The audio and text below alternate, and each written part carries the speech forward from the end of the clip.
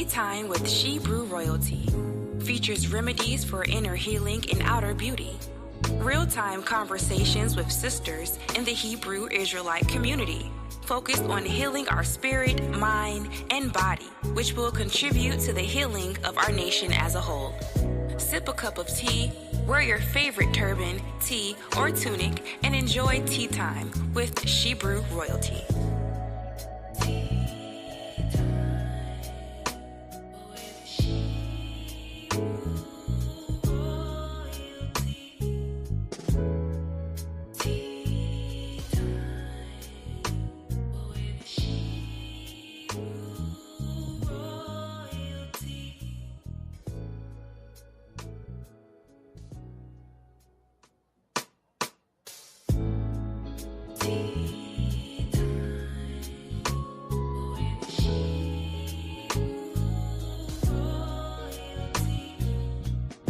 Tea Time with Shebrew Royalty features remedies for inner healing and outer beauty. Real-time conversations with sisters in the Hebrew Israelite community, focused on healing our spirit, mind, and body, which will contribute to the healing of our nation as a whole. Sip a cup of tea, wear your favorite turban, tee, or tunic, and enjoy Tea Time with Shebrew Royalty.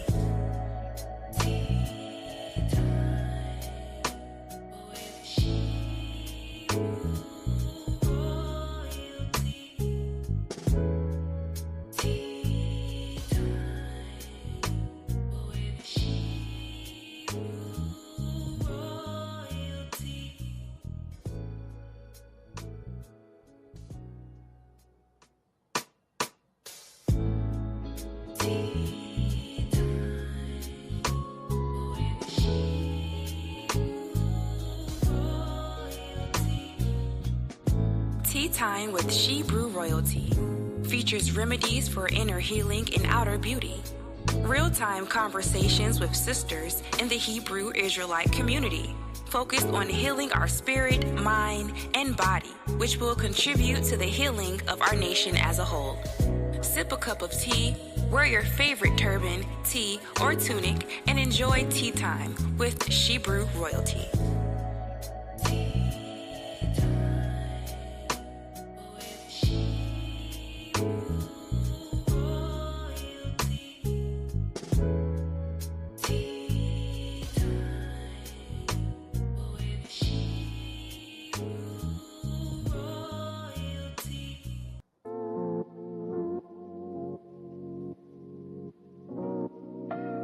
Shebrew Royalty. She's got the fruits of the spirit, love, joy, and peace. She's got long suffering, gentleness, and goodness, temperance, faith, and meekness too. Shebrew Royalty. She's got the fruits of the spirit.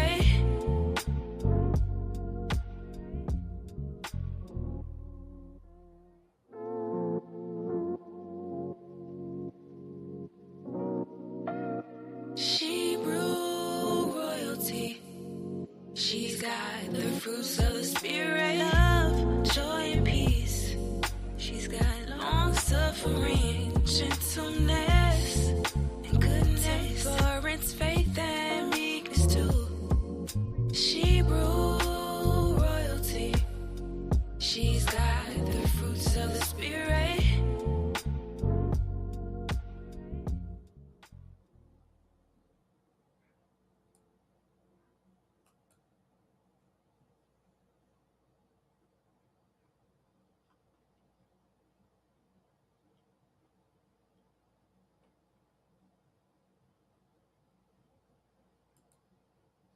Shalom, sisters. Shalom. Shalom. Come on in.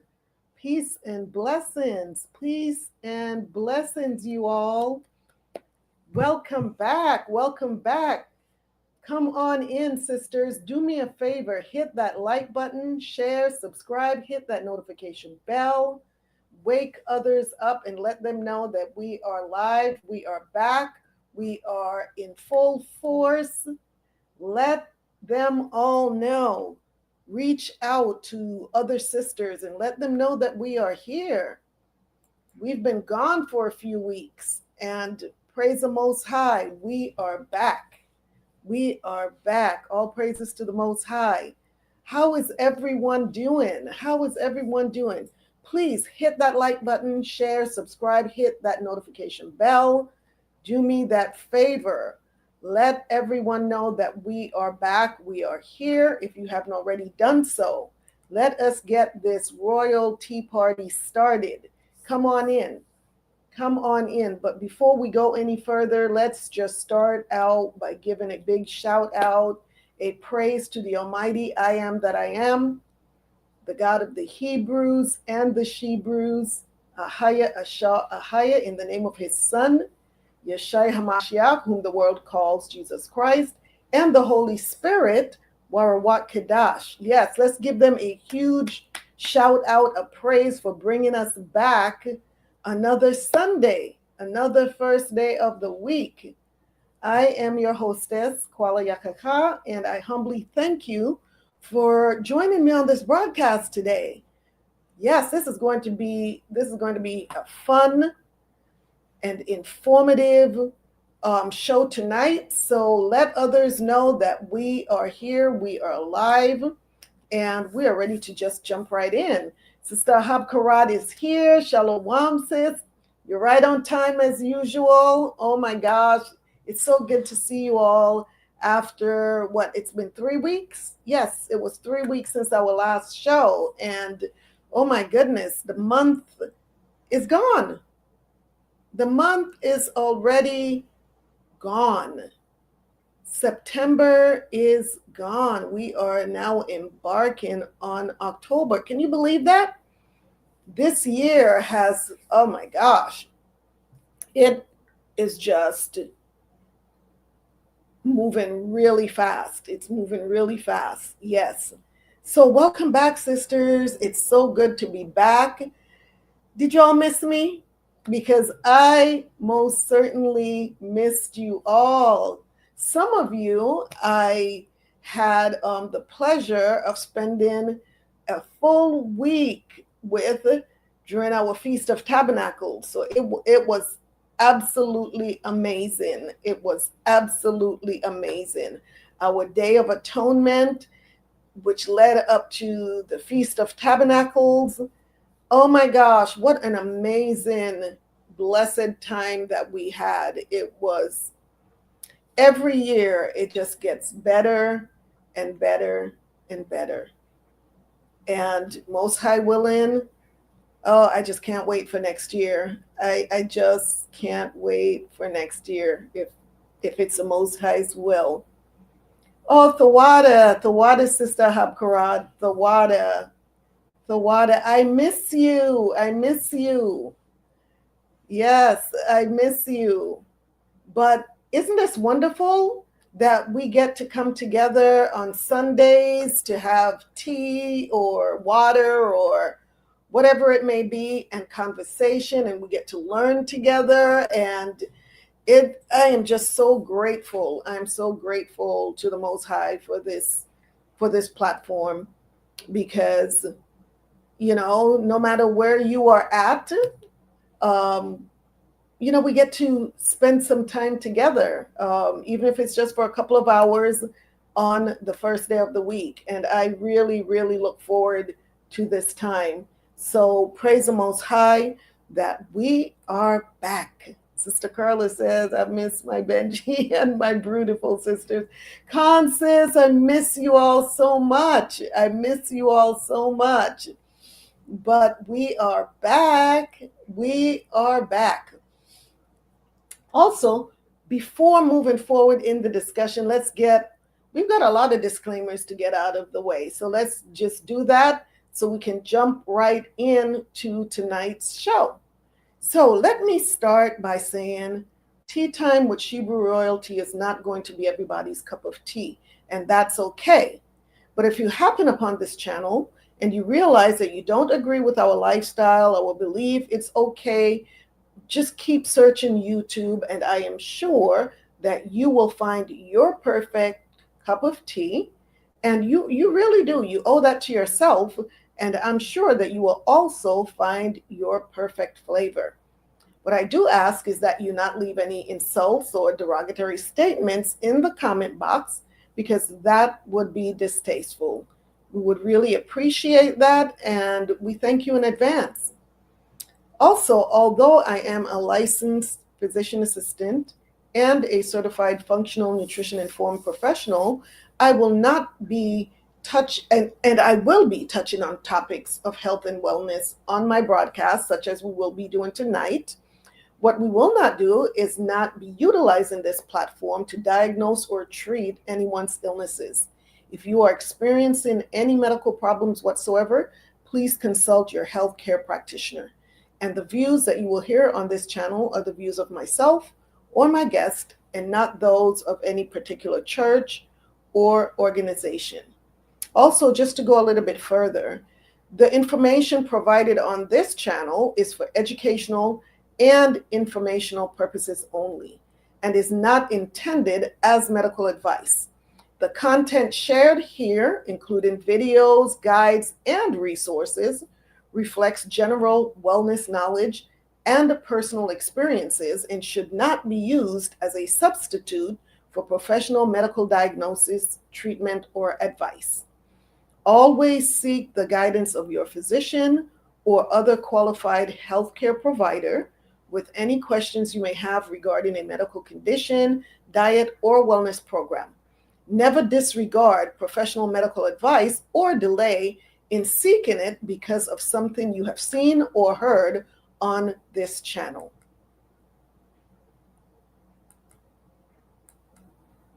Some videos and materials may feature foods, herbal teas, nutritional supplements, and skin or hair care products offered through Shebrew Royalty, LLC. These products are not evaluated by the FDA and are not intended to diagnose, treat, cure, or prevent any disease. Results may vary, and individuals with allergies, underlying health conditions, or who are pregnant or nursing should consult a qualified health professional before using any product or adopting any wellness recommendation shared on this platform or the Shebrew Royalty LLC website. By watching this channel, you acknowledge and agree that you do so at your own risk. The creators, guests, and affiliates of this channel are not liable for any injury, loss, or damage allegedly arising from any information, suggestions, or practices shared here. That being said, let's talk about ShebrewRoyalty.com. As a matter of fact, I dropped the link in the chat box earlier today. So if you want to follow along and just go, we'll just take a quick jog over to ShebrewRoyalty.com, because I just want to show a couple of new products that we have on the website. So here goes. Here it goes. Let's just check out ShebrewRoyalty.com. I'm telling you, we are growing. We are growing. ShebrewRoyalty.com is growing. Please, sisters, pass this link on. Share it with family, friends, co-workers, acquaintances. Here we go, ShebrewRoyalty.com. And just even here on the homepage, I want to show you an update to our homepage, because I did get a request from one of the sisters, and she has been promoting the website even to the brothers, because why? We do have a collection, a Hebrew royalty collection on our website. But she got some feedback from a brother, and he said, when I go to this site, I don't know that you offer products, that they offer products for the brothers, especially when they go to the homepage, right? So we have added a link. We have the link here to our story. We have the link here to our royalties. We've had the link here to our Shebrew royalties, which is the Temple Treasures line for the sisters. But look at what we have on the homepage now. We have a link that leads to our Hebrew royalty collection. And so this says the Hebrew royalty collection delivers premium heritage-inspired care crafted with all organic ingredients, inspired by ancient wisdom. Each product blends natural strength and heritage to fuel modern wellness, offering a bold approach to self-care for the man who leads with confidence. Isn't that a great intro?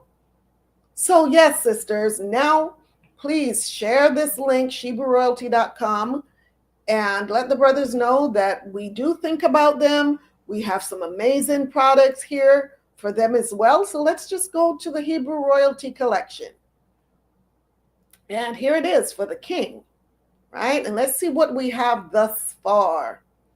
We have the King's Temple Nourishing Body Butter. We have the Hebrew Royalty Blend. And we also have the Masculinity Blend that's already available, but it just hasn't made it to the website yet. So that is coming soon. And then we have the Beard, Crown, and Roots category. And under this category, we have the King's Glory Beard Oil. We have the Crown and Roots Locks Elixir.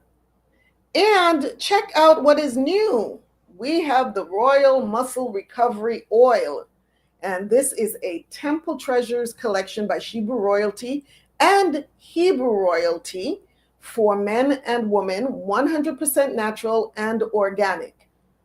All right, and this is for muscle recovery for purposes and benefits, soothes aches and tension, anti-inflammatory support, deep muscle and tissue recovery, nervous system calming, and it's also a multi-purpose healing oil. It's also used for massage therapy. And here are the ingredients: olive oil, safflower oil, arnica flowers, calendula petals, comfrey leaves, moringa oil, and castor oil. And the essential oils are lavender, cedarwood, clary sage, and sweet marjoram. I'm telling you, this stuff is good. This is some amazing stuff. So this is what we have thus far for the Hebrew Royalty Collection, but know that more products will be coming soon. All right, sisters, what did you all think about that new addition? What do you think about the addition to the website? And are you introducing the brothers to the website as well? Please help me get this word out about this company. When I say these products are amazing, I am not just saying that just because it's my business. No, I'm saying that because these products are really, really amazing. I am getting so much great feedback. And for those of you that have tried the products and have not given a review yet, please go to the website and drop me a line. Give me a review for the product that you have tried, and just be honest. Just be honest, and please get those reviews in. Sister Habkarat said they are amazing. Thawada says Thawada, and I thank you for your reviews. I thank you. And also, let's not forget ShebrewRoyalty.myshopify.com. And this is where we have, and let me get this site up here for you as well. ShebrewRoyalty.myshopify.com. And this is where you get the apparel and accessories. So here we have our Shebrew Lioness product line here. Backpacks, totes, t-shirts, dresses, slides. And like I said, I'm just going to peruse this, just go through here quickly. And so that you can see what we've got. Let's see, catalog. Let's go here. We have the Shebrew Royalty Collection. There we go. We have the Chosen Collection from 1 Peter 2:9. We have our Temple Treasures Collection. We have our Tea Time Collection. Shebrew Lioness again. The Natural Branches Collection. And of course, the Hebrew Royalty Collection. So sisters, please share this link as well. And like I said, I've already dropped the link to both websites in the chat box. So please get the word out about what we are doing here at ShebrewRoyalty.com. And trust me, I am working my fingers to the bone. Sister Habkarat said, I swear by them, all praises, sis. The water. Sister Paula, so good to see you. May the Most High bless you as well, sis. May the Most High bless you as well. I miss you, sis. We have to catch up. We must catch up. So that being said, sisters, what is your cup of tea tonight? You know I'm going to ask. So I know that you're prepared. What is your cup of tea tonight? Talk to me. I know that you're sipping on something good, something tasty, something healthy, something delicious. You know, we are now in fall, autumn, you know, the season that will usher in colder temperatures. So we are bracing for that change in temperature, right? So we all know that this time of year we seek warmth and comfort, not only by the fireplace, but through the foods and drinks that we consume. You know, we get that comfort food, and then we get, you know, those drinks that are just warm and spicy. Hence the topic tonight, right? We're going to be delving into the herbs and spices that helps with healing our body, our mind, our spirit. So I thought it would be appropriate to feature one of my favorite drinks, the Caribbean staple, sorrel. How many of you have had sorrel? How many of you have had this delicious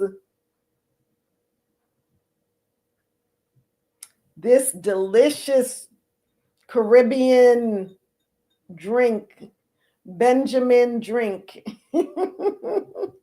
called sorrel? Oh my gosh, when we're talking spices, we cannot talk about spices without talking about sorrel, because this is the spiciest drink that I know of.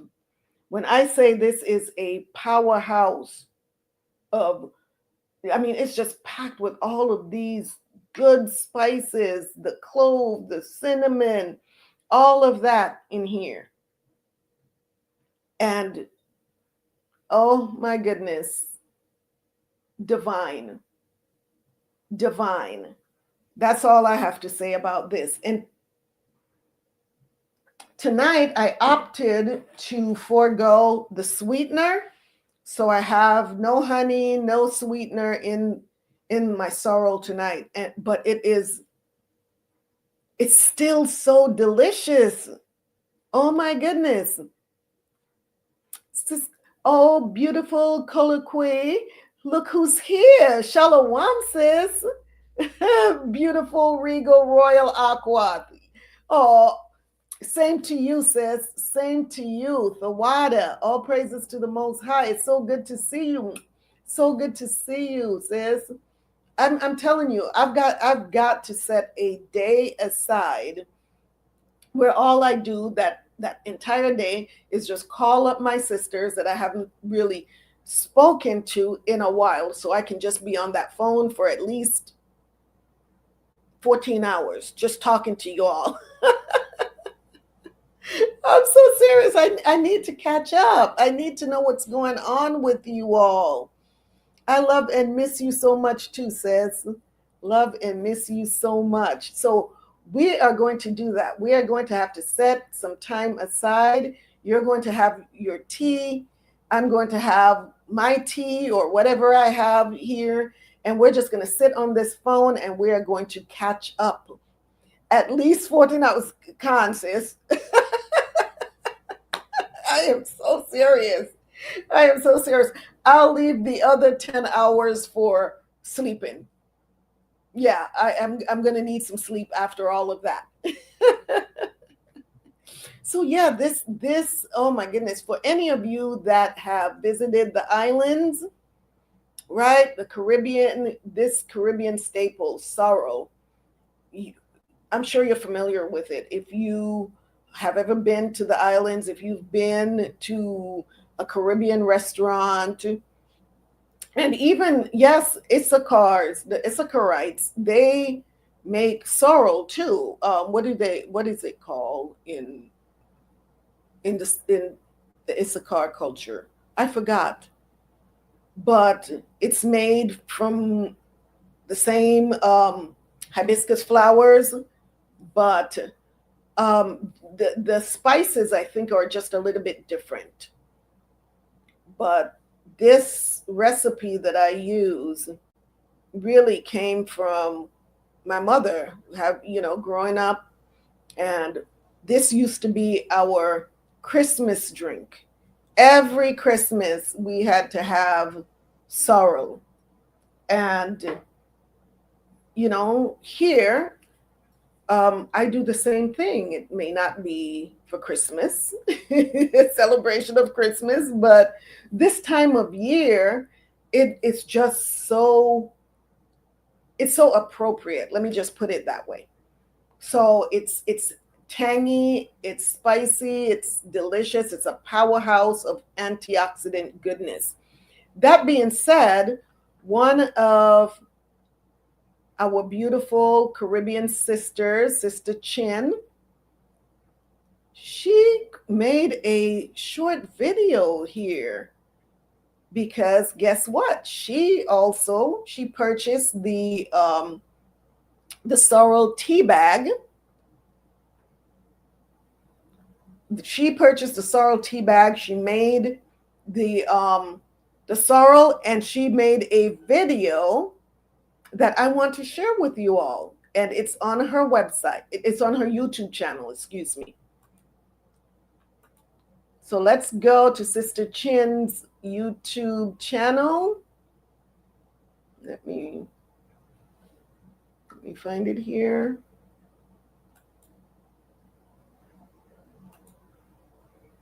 Here we go.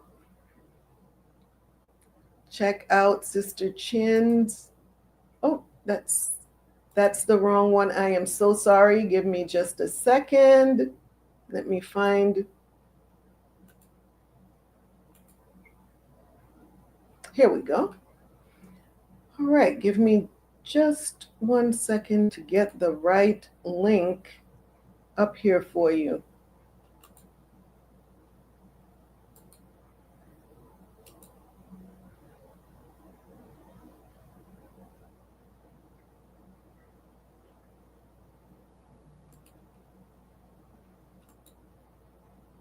Here we go. And this is Improve Your Health with Sorrel. And you know what? And this is Chin Up Wellness Lab. And this is Sister Chinieri from our Southern California body. This is her YouTube channel. So sisters, I'm going to drop the link in the comment box for you all. please visit her YouTube channel as well. All right, here goes.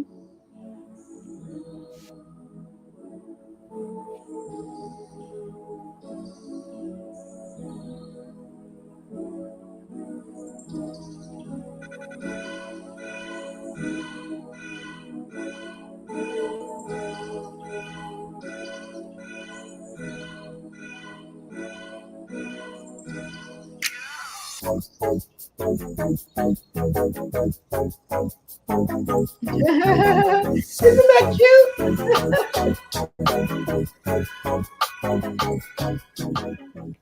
That was such a cute video. Such a cute video. The water, Sister Chin. I so appreciate you plugging this for me, putting it out there for me. Yes. Shalom, Sister Adana. Welcome, welcome. It's so good to see you. So yes, that was this is my cup of tea for tonight. Well, it's not really tea, but it's my sorrel drink. But remember, the sorrel can be enjoyed hot or cold. Hot or cold. Right now, it's just room temperature because it was steeping all day. It actually steeped for 8 hours as well.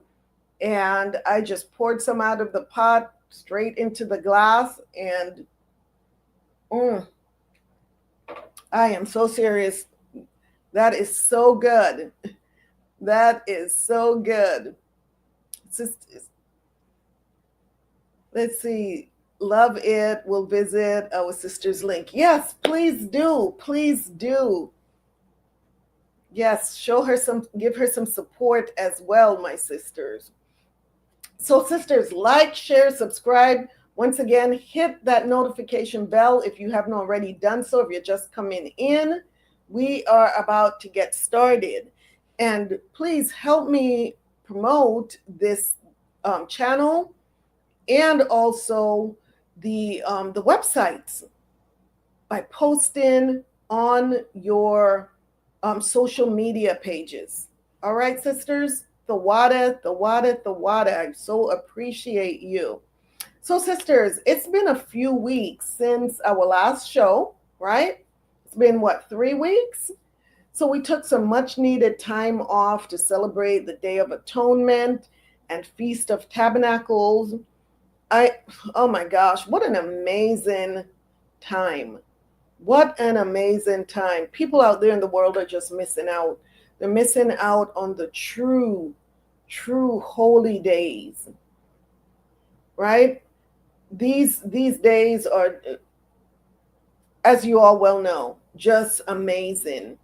They are amazing. I don't know about you, but the reset has helped me to assess and evaluate so many areas of my life and the things that I need to improve on or let go. You know, this just gives you, these days just give you time to really reflect and to really put things into perspective, what is important and what is not. So spending a lot of time doing that, you know, that's what I did during this time. It was really amazing. So during our last show, Harvesting Health, we learned how to harvest health this fall with seasonal foods, powerful herbal remedies, and a beautiful ritual to do at home to ground ourselves in wellness. Are you ready to take a deeper dive into the herbs and spices that can make those foods that we talked about and those drinks even more delicious and nutritious? Are you all ready to dive into that? Are you ready to dive into that? Because that is what we are going to be doing tonight. That being said, and without further ado, it is showtime, and not at the Apollo, but right here on Tea Time with Shebrew Royalty. So for those of you that may just be joining, or tuning in. If you're joining us for the first time, shalom. Welcome to another episode of Tea Time with Shebrew Royalty, where we sip wisdom, steep in self-care, and embrace the power of ancient healing for today's woman. I'm your hostess, Qala Yakachaa, here to guide you on a journey into the sacred world of herbs and spices. Yes, those fragrant treasures from the earth that have been healing bodies, minds, and spirits for centuries.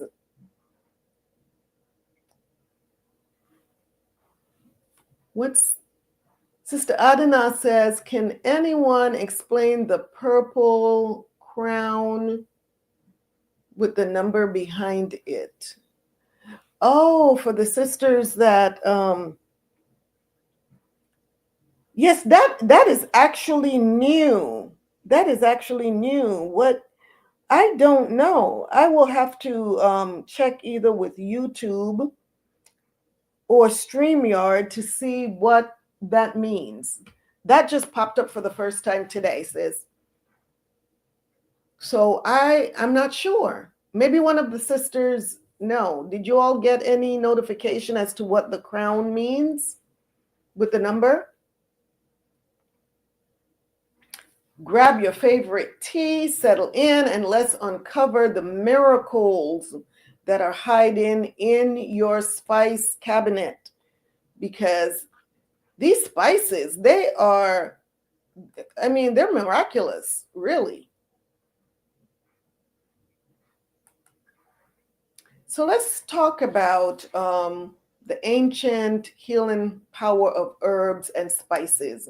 From the times of the royal Hebrew Israelites to traditional African and Asian healing systems, herbs and spices have always been more than just flavor, right? They were medicine, ritual, and nourishment all in one. Sister Adana says, Khan, the water sis. Yeah, I don't know, sis, but if no one knows the answer by next week, I will have the answer, because that just showed up for the first time today. I'm just seeing that for the first time today. And I didn't get any warnings or anything. Well, it shouldn't be a warning, but any information. It says here, it's for the top commenters, I believe. It will put a number for the top people who comment. Isn't that something?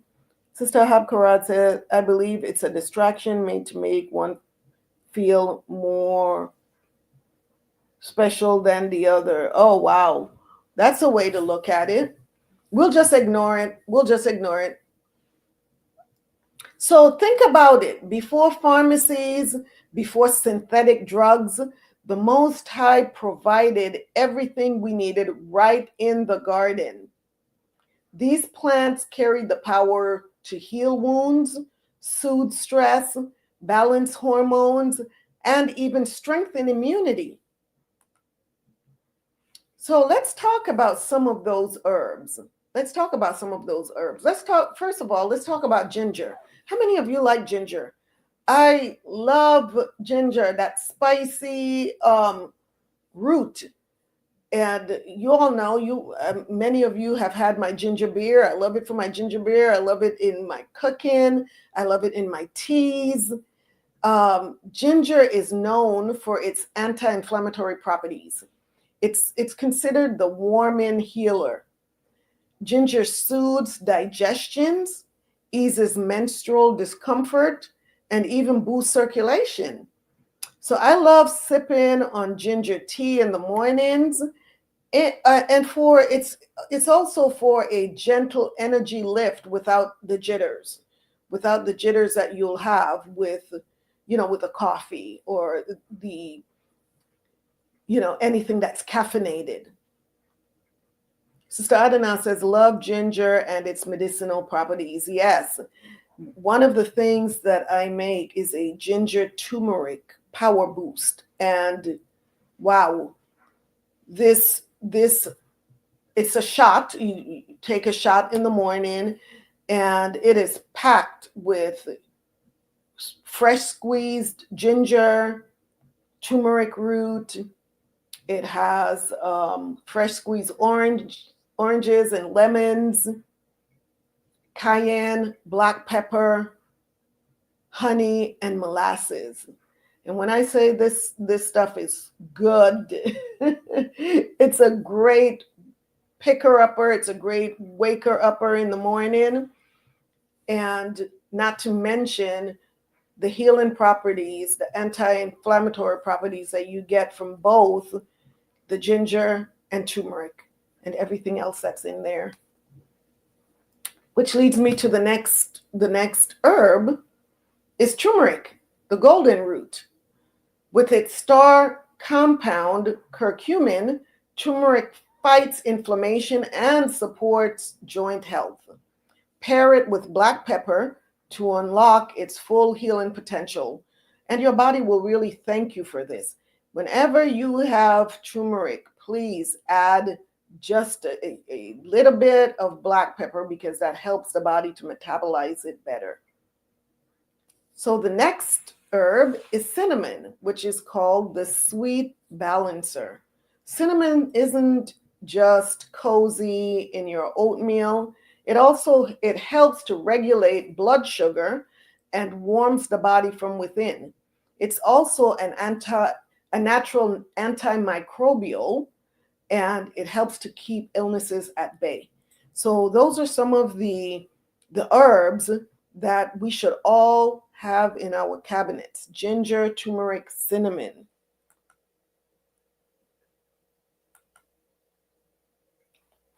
How about holy basil? How many of you have tried holy basil, the stress reliever? It's also known as the queen of herbs. Holy basil balances stress hormones, boosts immunity, and even support respiratory health.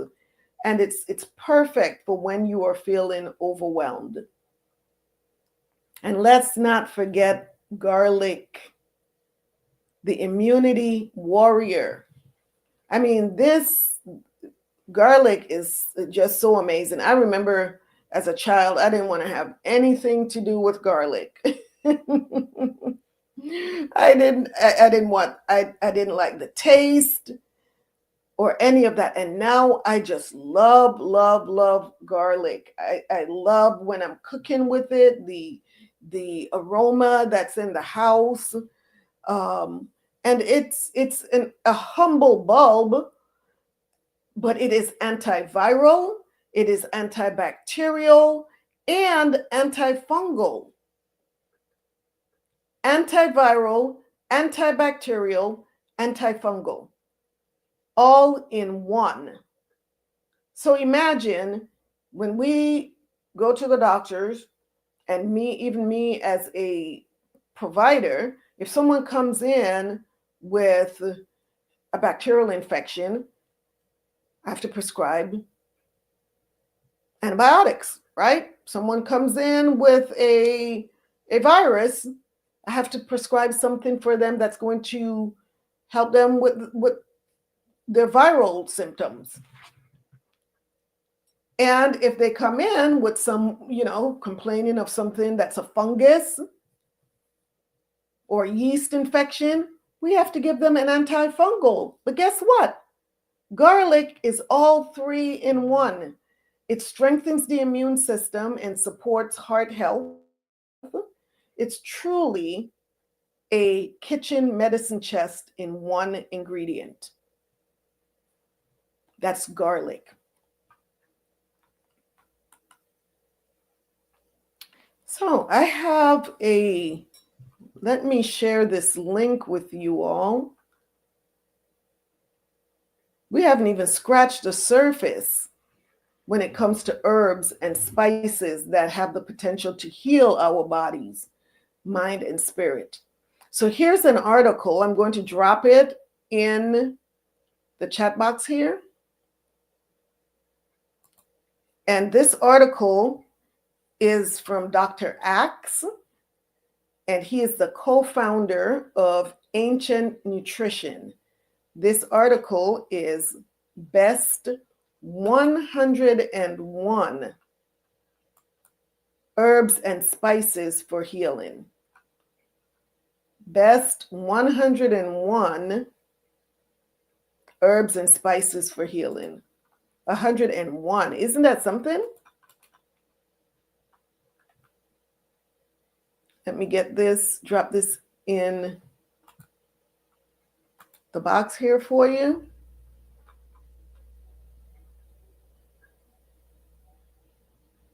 Mm-hmm.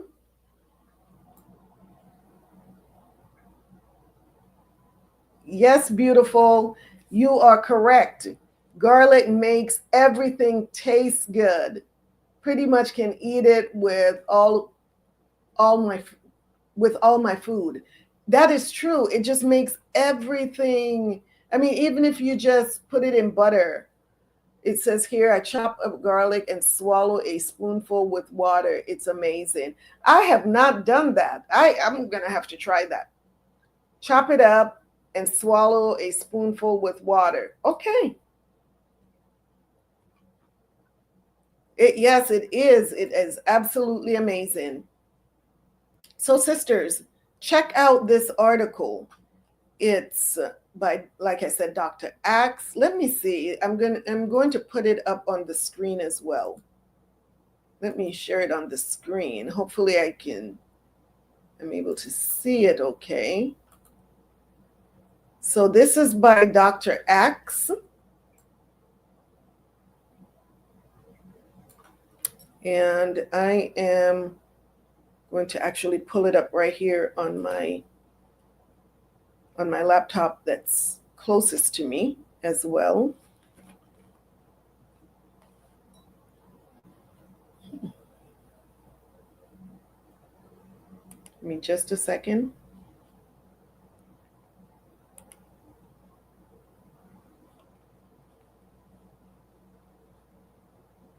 Okay. Give me just a minute. So these are 101 spices and herbs. Oh my gosh. And we're going to run through this really quick because 101, that's a lot. That's a lot of herbs and spices. But like I said, I dropped the link in the comment box for you all so that let me do this right now, so that you can actually go through it on your own time and, do your research on these herbs that we use on a regular basis. Because sometimes we just sprinkle these herbs on our food when we're cooking or what have you. And a lot of times we're not really familiar with the health benefits of some of these herbs. And so I want you all to take some time and really go through all of these herbs in your spare time. It says here, did you know that there are over 100 herbs and spices that can be consumed or used topically for healing? These natural foods possess a number of beneficial properties and work to reduce inflammation, improve the health of your heart, boost your immune system, and even prevent and fight cancer. With so many natural remedies at your disposal, the need for prescription medication goes down considerably. We're not saying that it goes away, but it goes down considerably. In fact, the field of herbal medicine, naturally occurring plant-derived substances, are used to treat illnesses with, oh my goodness, here I go with the light just glaring in my eyes. Oh my goodness.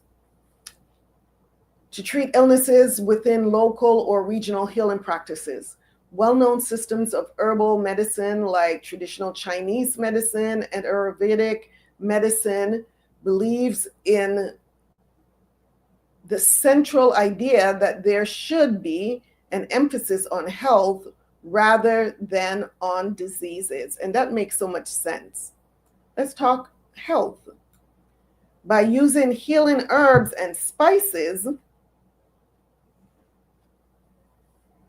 people can thrive and focus on their overall conditions rather than on a particular ailment that typically arises from a lack of equilibrium of the mind, body, and environment.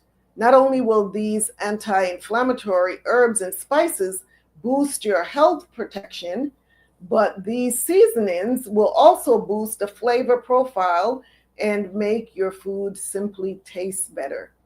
Therefore, I suggest that you bulk up your spice cabinet and start cooking with fresh herbs, perhaps blended into your own seasoned blends that provide therapeutic components and you probably didn't realize were there. There are also some more obscure herbs and spices such as, Germania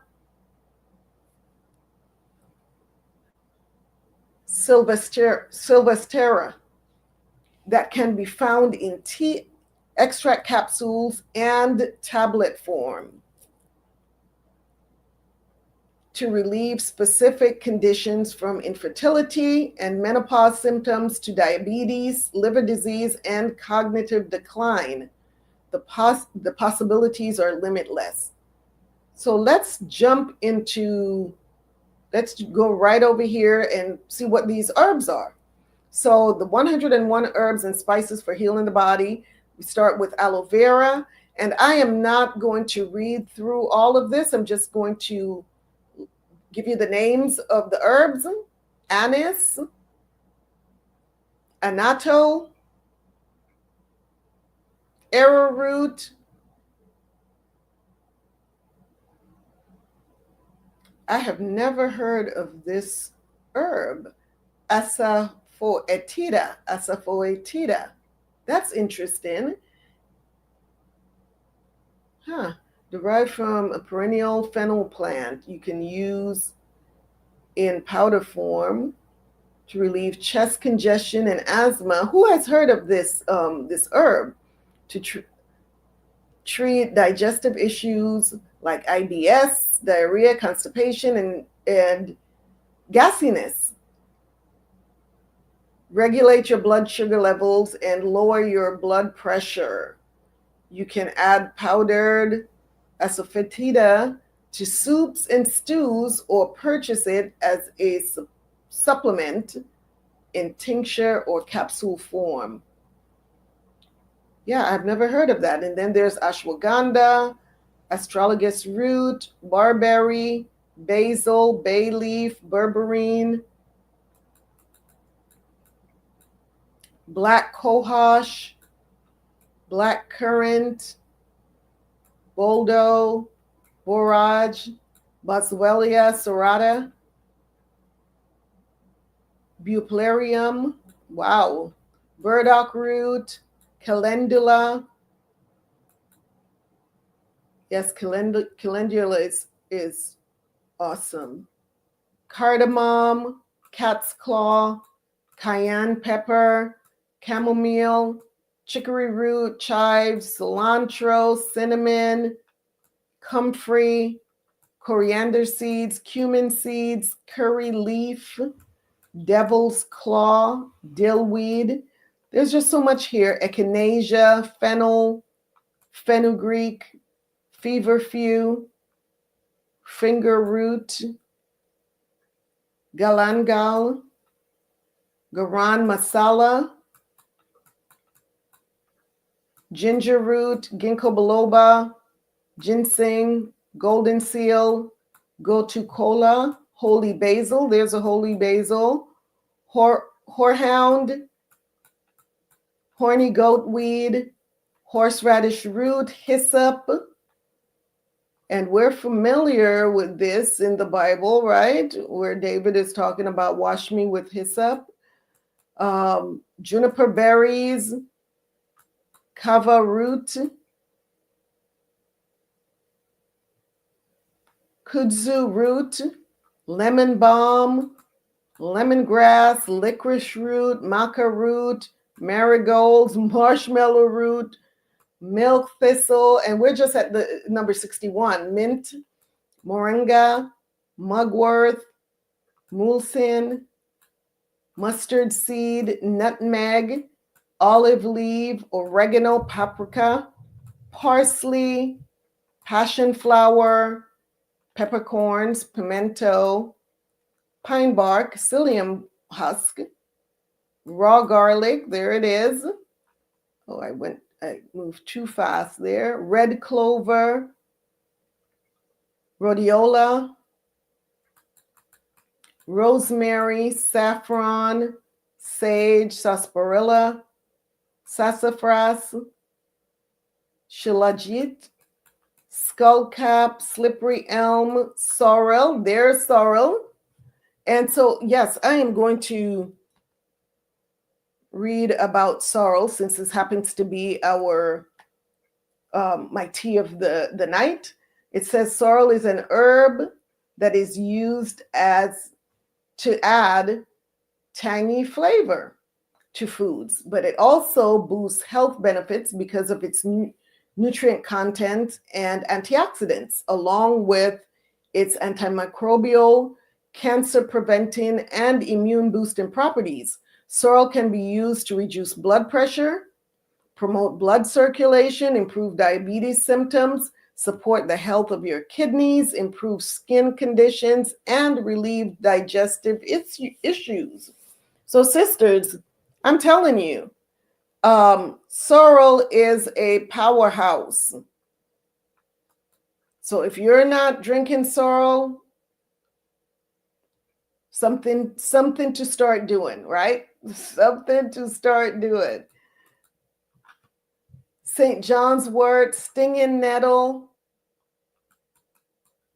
We're at number 89. Tarragon, thyme, triphala, tulsi, turmeric, valerian root, vanilla extract, vervain, vitex or chasteberry, wild yam, witch hazel, and yarrow. And then here we talk about risks and side effects. When herbs or spices are used for medicinal purposes and consumed in greater amounts than would normally be eaten in your everyday diet, talk to your doctor or nutritionist about the proper dose for your condition. Women who are pregnant or breastfeeding and people taking conventional medication should also speak to their healthcare providers before supplementing with spices and herbs. This is really important. While shopping for supplements, choose a high quality product that's made by a company that you trust. Choose organic options whenever possible and read the ingredient label and dose recommendations carefully. Can't stress that enough. And we'll go into a couple of videos that will explain the reasons why. Final thoughts, trying to relieve or prevent health condition, but you don't want to turn to conventional medication. Use seasonal herbs and spices for healing, including developing your own seasoning blends can help treat a number of health conditions. These 101 herbs and spices boast an array of health benefits that are right at your fingertips. So how many of us have a lot of these spices in our cabinets and did not know that? I'm going to stop sharing here for a minute. Did not realize that all of these spices and herbs have medicinal properties. And if there's an herb or spice on here that you're curious about, let me know. We can go back and read a little bit more about it. But like I said, I dropped that link in the comment box so that we don't have to go through and read every single one of those, because that's a lot. That's 101 herbs and spices that we have at our disposal to use to help prevent and even treat some of the illnesses that we may come in contact with, right? Sister Carla says, Sister Madakwa advised ginger oil on an inflamed muscle, and I have found some relief from my knee. Awesome. That's great. Never heard of sorrel. Sis, what is sorrel? Never heard of this. You've never heard of sorrel. Sis, I will bring some for you. I will bring some to Shabbat. I have brought some to the feast days. As a matter of fact, Sister Adina, it's the red drink. Here it is right here. It's this red drink. It has a really tangy and spicy taste. Normally I sweeten it with I use brown sugar, I use honey, and whatever is your sweetener of choice. And like I said, tonight I'm not using a sweetener. It's just plain, and it is still so delicious. I've heard of it. Sorry, sis, but what is it? It's a drink. It's made from the hibiscus flowers. It's made from hibiscus flowers and a bunch of spices.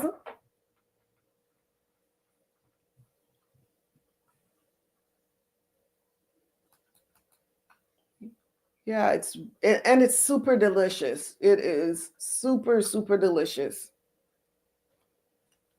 It's one of my favorite drinks, actually.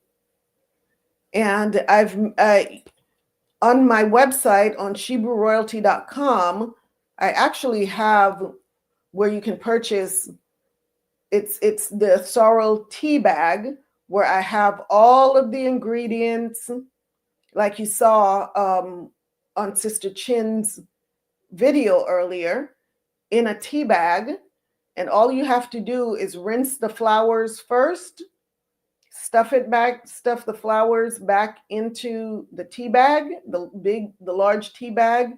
And then I have two separate smaller tea bags with the spices in there. And you just drop it in the hot water and let it steep. Most of the time I let it steep overnight. You remove the water from the burner after the water comes to a rolling boil, and you just drop those tea bags in there, cover it, and just let it sit and steep overnight. And voila, next morning your house smells delicious, and you take the tea bags out and you have your drink. You can either sweeten it or not, but it's ready to go. So yes, that is most definitely one of my favorite drinks, and I've made it so easy. I've made it so easy for anyone to make.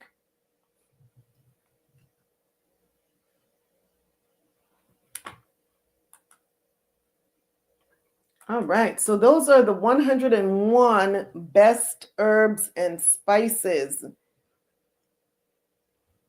So if you're anything like me, Sister Carla just mentioned her knee and using the ginger oil on there. If you're anything like me, I suffer from joint pains as well. Joint pain, my neck ache, my back ache. As a matter of fact, I had a flare-up at Feast of Tabernacles of the sciatica pain flare-up during that time. Miserable. So a lot of times we want to be able to treat our conditions more holistically, because some of, when you're dealing with Tylenol, when you're dealing with ibuprofen, these things come with a lot of times with side effects, right? So if you're anything like me, you want to try something that's more natural. So I have this video. It's top 3 spices that instantly relieve joint pain and inflammation naturally. And this video is by Evergreen Health. Let's turn this video on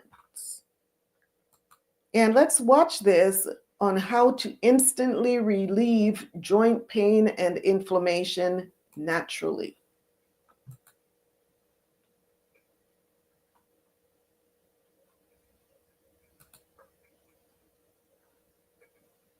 Top 3 spices. And this is by Evergreen Health. And this fair use, this is for educational purposes only. All right, let's get this up on the screen here. Welcome to my channel, Evergreen Health, your daily path to stronger living. Top 3 spices that instantly relieve joint pain and inflammation naturally. Top 3 kitchen spices that quickly ease joint pain and calm inflammation naturally. Do stiff aching joints refuse to settle down? Maybe you're done leaning on painkillers and want a gentler option, something you can weave into your day without side effects. You're in the right place. Today's video breaks down potent spices you can sprinkle over everyday meals to help fight joint pain and inflammation the natural way. They're not rare or exotic. Chances are they're already in your pantry. So grab a warm drink, get comfortable, and let's see how a few simple seasonings can make a real difference for your joints. We'll begin with one that might surprise you. Number 1, cloves. Let's spotlight one of the most underrated spices hiding in plain sight: cloves. These small dark buds don't look impressive, but don't let appearances fool you. For easing joint discomfort and dialing down inflammation, cloves deliver outsized benefits. You might associate them with holiday baking or spiced teas. And yes, they add that warm, cozy note to desserts and drinks. But beyond the aroma, cloves are packed with bioactive compounds that can soothe sore joints and help shield them from further wear. So, what gives cloves their edge? The headline molecule is eugenol. It's the source of the signature scent and much of cloves' therapeutic power. Eugenol has been investigated for anti-inflammatory, antioxidant, and analgesic pain-relieving actions. In plain terms, it helps quiet inflammatory pathways, neutralize damaging free radicals, and take the sting out of pain. Picture joints that are puffy, stiff, or tender. Inflammation is the body's protective response, but when it turns chronic, as in many forms of arthritis, it starts to harm rather than help. Eugenol can inhibit COX-2 activity, the same target many over-the-counter pain relievers aim at, offering a gentler food-based way to calm the fire without relying solely on pills. Cloves also rank among the most antioxidant-dense spices. That matters because oxidative stress from aging, poor diet, pollution, or chronic stress accelerates cartilage breakdown and joint degeneration.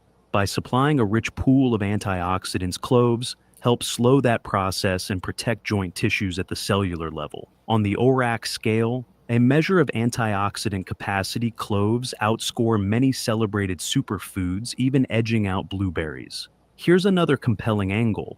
Emerging research suggests clove constituents may limit cartilage damage in arthritic conditions. Translation: cloves may do more than soothe symptoms. They may help preserve joint structure, supporting better flexibility, less stiffness, and fewer flare-ups over time. How do you use them day to day without flavor fatigue? Easy. Whole clove tea. Drop a few whole cloves into gently boiling water. Simmer 10-15 minutes, strain and sip. A bit of honey and lemon is optional. Enjoy after meals or in the evening if nighttime aches are your trouble spot. Ground cloves go light. The flavor is potent, so a pinch is plenty. Stir into oatmeal, blend into a banana cinnamon smoothie, or fold into curries and stews. You'll get depth of flavor and joint-friendly compounds in one move. Golden milk upgraded. Warm your preferred milk with turmeric, ginger, black pepper, and a pinch of ground clove. It's a soothing anti-inflammatory pre-bed ritual your joints will appreciate. Infused oil, gently warm olive oil with a few whole cloves and other joint-supportive spices. Drizzle over roasted vegetables or use as a salad finish for a subtle functional lift. A quick caution: cloves are highly concentrated in eugenol. Large doses, especially in supplement or essential oil form, can be too much for the body and may trigger side effects. Keep intake to normal culinary amounts to capture benefits without risk. If you enjoy aromatherapy, the scent of clove oil can be comforting, and a properly diluted topical application may provide localized warmth and mild numbing on sore areas. Always mix with a carrier oil like coconut or almond and patch test first. Why recommend cloves for joint care? Because they're simple, accessible, and effective. No complicated recipes or radical lifestyle shifts, just small additions that stack up over time. Real recovery isn't only about subtraction. What you avoid, it's also about smart additions that support healing. Cloves are exactly that kind of everyday upgrade. So the next time you plan meals or your joints start feeling tight, consider where a little clove magic can slip in. Your body, and especially your joints, will feel the difference. Number 2, cinnamon. Let's chat about a spice you probably associate with this comfort food, cinnamon, and why it deserves a place in your joint care toolkit. Most of us think cinnamon belongs on cinnamon rolls, apple pie, or swirled into a cozy cup of chachi. Yet that same warm, familiar seasoning can play a meaningful role in easing joint aches and dialing down inflammation. The stick or powder tucked in your pantry might be one of the simplest natural supports for sore knees, stiff fingers, or an achy back. Cinnamon has a long history in traditional healing systems, from ancient Egypt to Ayurveda to Chinese medicine, where it was valued for its restorative properties. Modern research has begun to validate what those traditions observed. The key bioactive compound called cinnamaldehyde. It's responsible for cinnamon's signature aroma and flavor, but it also carries potent anti-inflammatory and antioxidant effects. Since long-standing joint pain is driven by persistent low-grade inflammation, anything that safely nudges those inflammatory pathways down can make a real difference in day-to-day comfort. When chronic inflammation is simmering, the immune system can mistakenly target the body's own tissues, which shows up as stiffness, swelling, and pain. Cinnamaldehyde and related compounds help calm that response. Several studies have linked cinnamon intake with reductions in inflammatory markers such as C-reactive protein and TNF-alpha, both associated with painful inflamed joints. In one clinical trial, people with rheumatoid arthritis who consumed cinnamon daily reported less pain and swelling compared to a control group. For something as simple as a spice, that is a notable result. There's another angle that matters just as much: circulation. Healthy blood flow delivers oxygen and nutrients to cartilage, ligaments, and connective tissue, while removing metabolic waste that can aggravate soreness. Cinnamon supports better circulation, which in turn can help tissues repair, stay supple, and function more smoothly. Improved blood flow plus a quieter inflammatory environment is a combination your joints can feel. Cinnamon may also assist with blood sugar balance. That might sound unrelated to joint comfort, but stable glucose levels play a major role in whole body inflammation.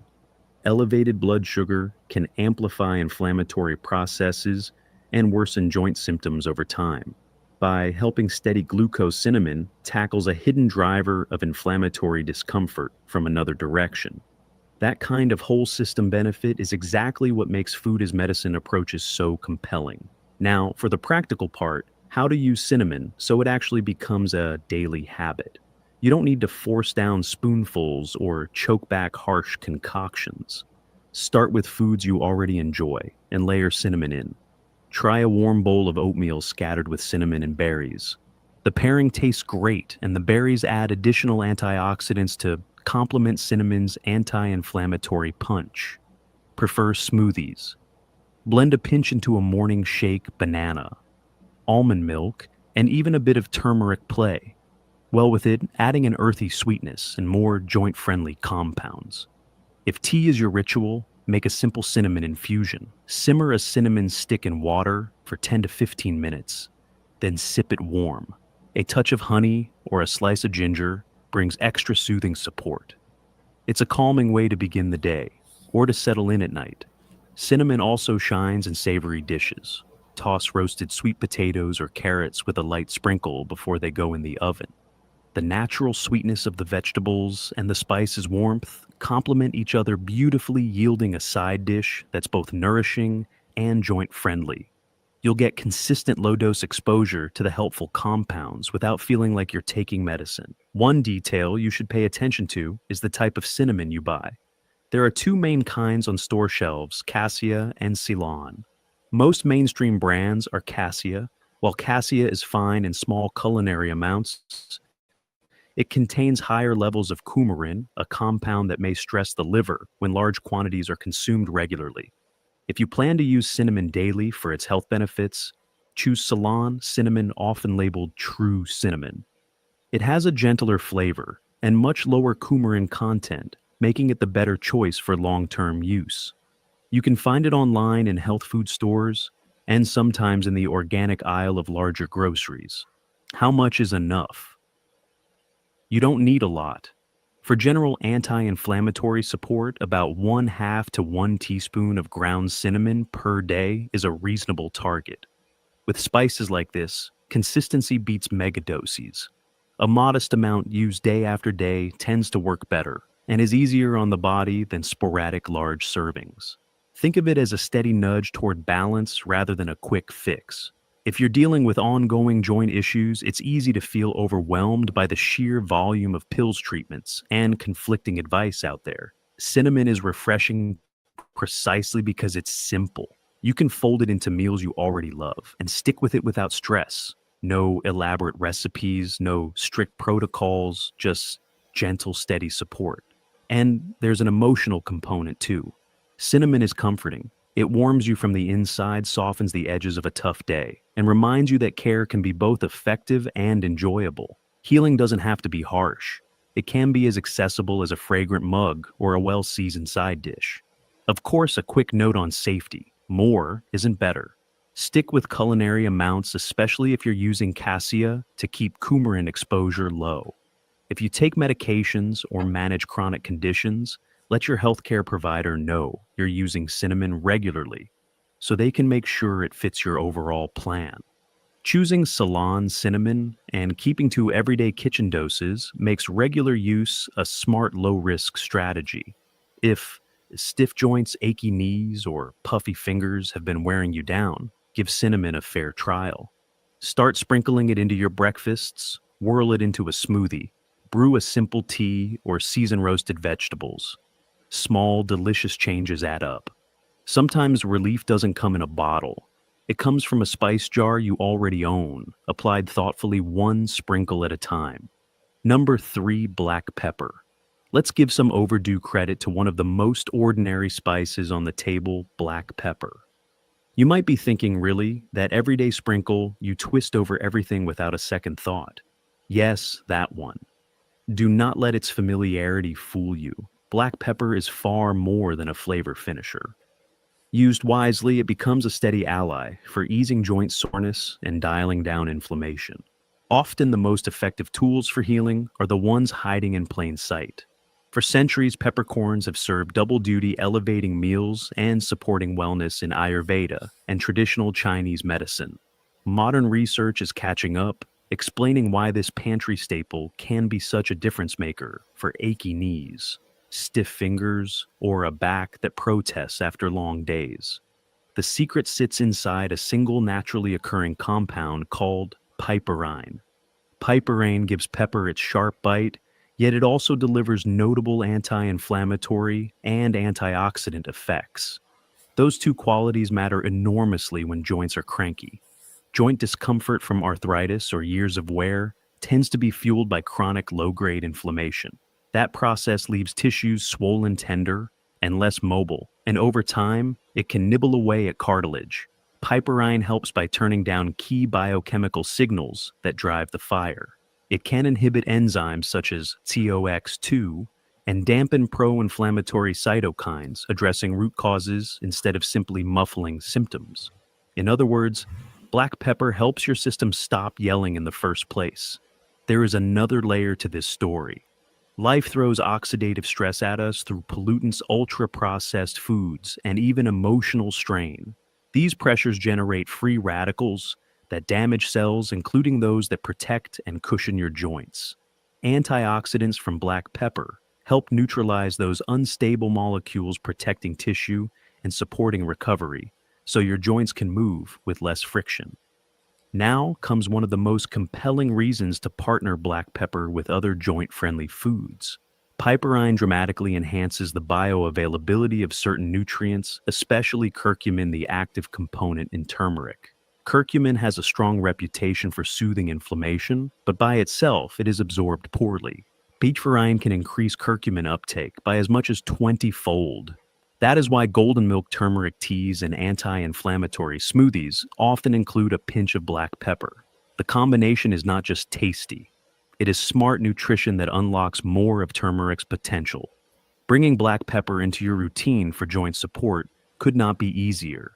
Start by choosing freshly ground pepper rather than pre-ground shakers.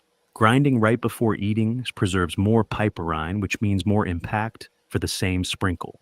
Keep a small mill where you eat and add it at the table to lock in potency with zero extra effort. Use it across your day. Twist fresh pepper over eggs at breakfast. Whisk it into vinaigrettes for salads. Stir it into soups and stews. Combine it with turmeric on roasted vegetables or in lentil dishes for a simple warming and highly functional pairing. Even a modest pinch used consistently adds up over time. When you include healthy fats like olive oil, avocado, or coconut milk, absorption of fat-soluble actives improves further. Do not skip your warm drinks. If herbal teas, turmeric lattes, or evening tonics are part of your rhythm, include a small crack of pepper. The flavor becomes rounder, and you activate anti-inflammatory constituents that are ready to go to work. This is one of the easiest ways to weave joint care into gentle daily rituals you may already enjoy. A quick mindset reset helps too. Chronic joint pain can be discouraging, especially when you feel you have tried everything. Remember that you are not powerless. You do not need to overhaul your life to make progress. Small, sustainable habits move the needle. Black pepper is one of those tiny, repeatable choices that quietly accumulate into less stiffness, less swelling, and more comfortable movement. No hunt for rare superfoods. No pricey supplements required. Sometimes the most helpful shift is already sitting next to the salt. A brief word on safety. Pepper is well tolerated for most people in culinary amounts, but if you have a very sensitive stomach or you take certain long-term medications, check with your clinician. Piperine can influence how the body metabolizes some drugs.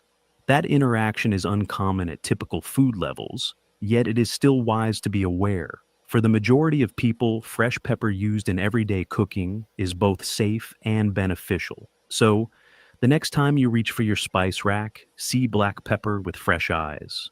It is more than a finishing touch. It is a supportive touch, a simple way to help your body feel better from the inside out. Relief does not always begin in a pharmacy. Sometimes it begins with a few turns of a grinder, and the quiet knowledge that each sprinkle is nudging you toward less pain and more possibility. Summary. There you have it, a few everyday spices with remarkable therapeutic potential.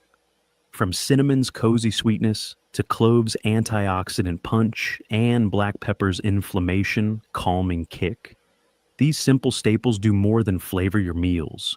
Used regularly, they can support joint health, ease swelling, reduce stiffness, and help you move with greater comfort and freedom. The best part is you don't need sweeping changes. Start small, a sprinkle here, a pinch there, and keep it consistent. Those tiny, repeatable habits compound into real results. Remember, relief doesn't always come from a bottle or a clinic. Often it begins in your kitchen with the choices you make every day. So give your body steady support, one tasty plate at a time. If this video helped, tap the thumbs up and subscribe for more practical, natural health tips and simple remedies that work. And if you've already used any of these spices for joint pain, share your experience in the comments. Until next time, take good care of yourself. You're worth it. Thank you for watching Evergreen Health. Subscribe to stay healthy every day.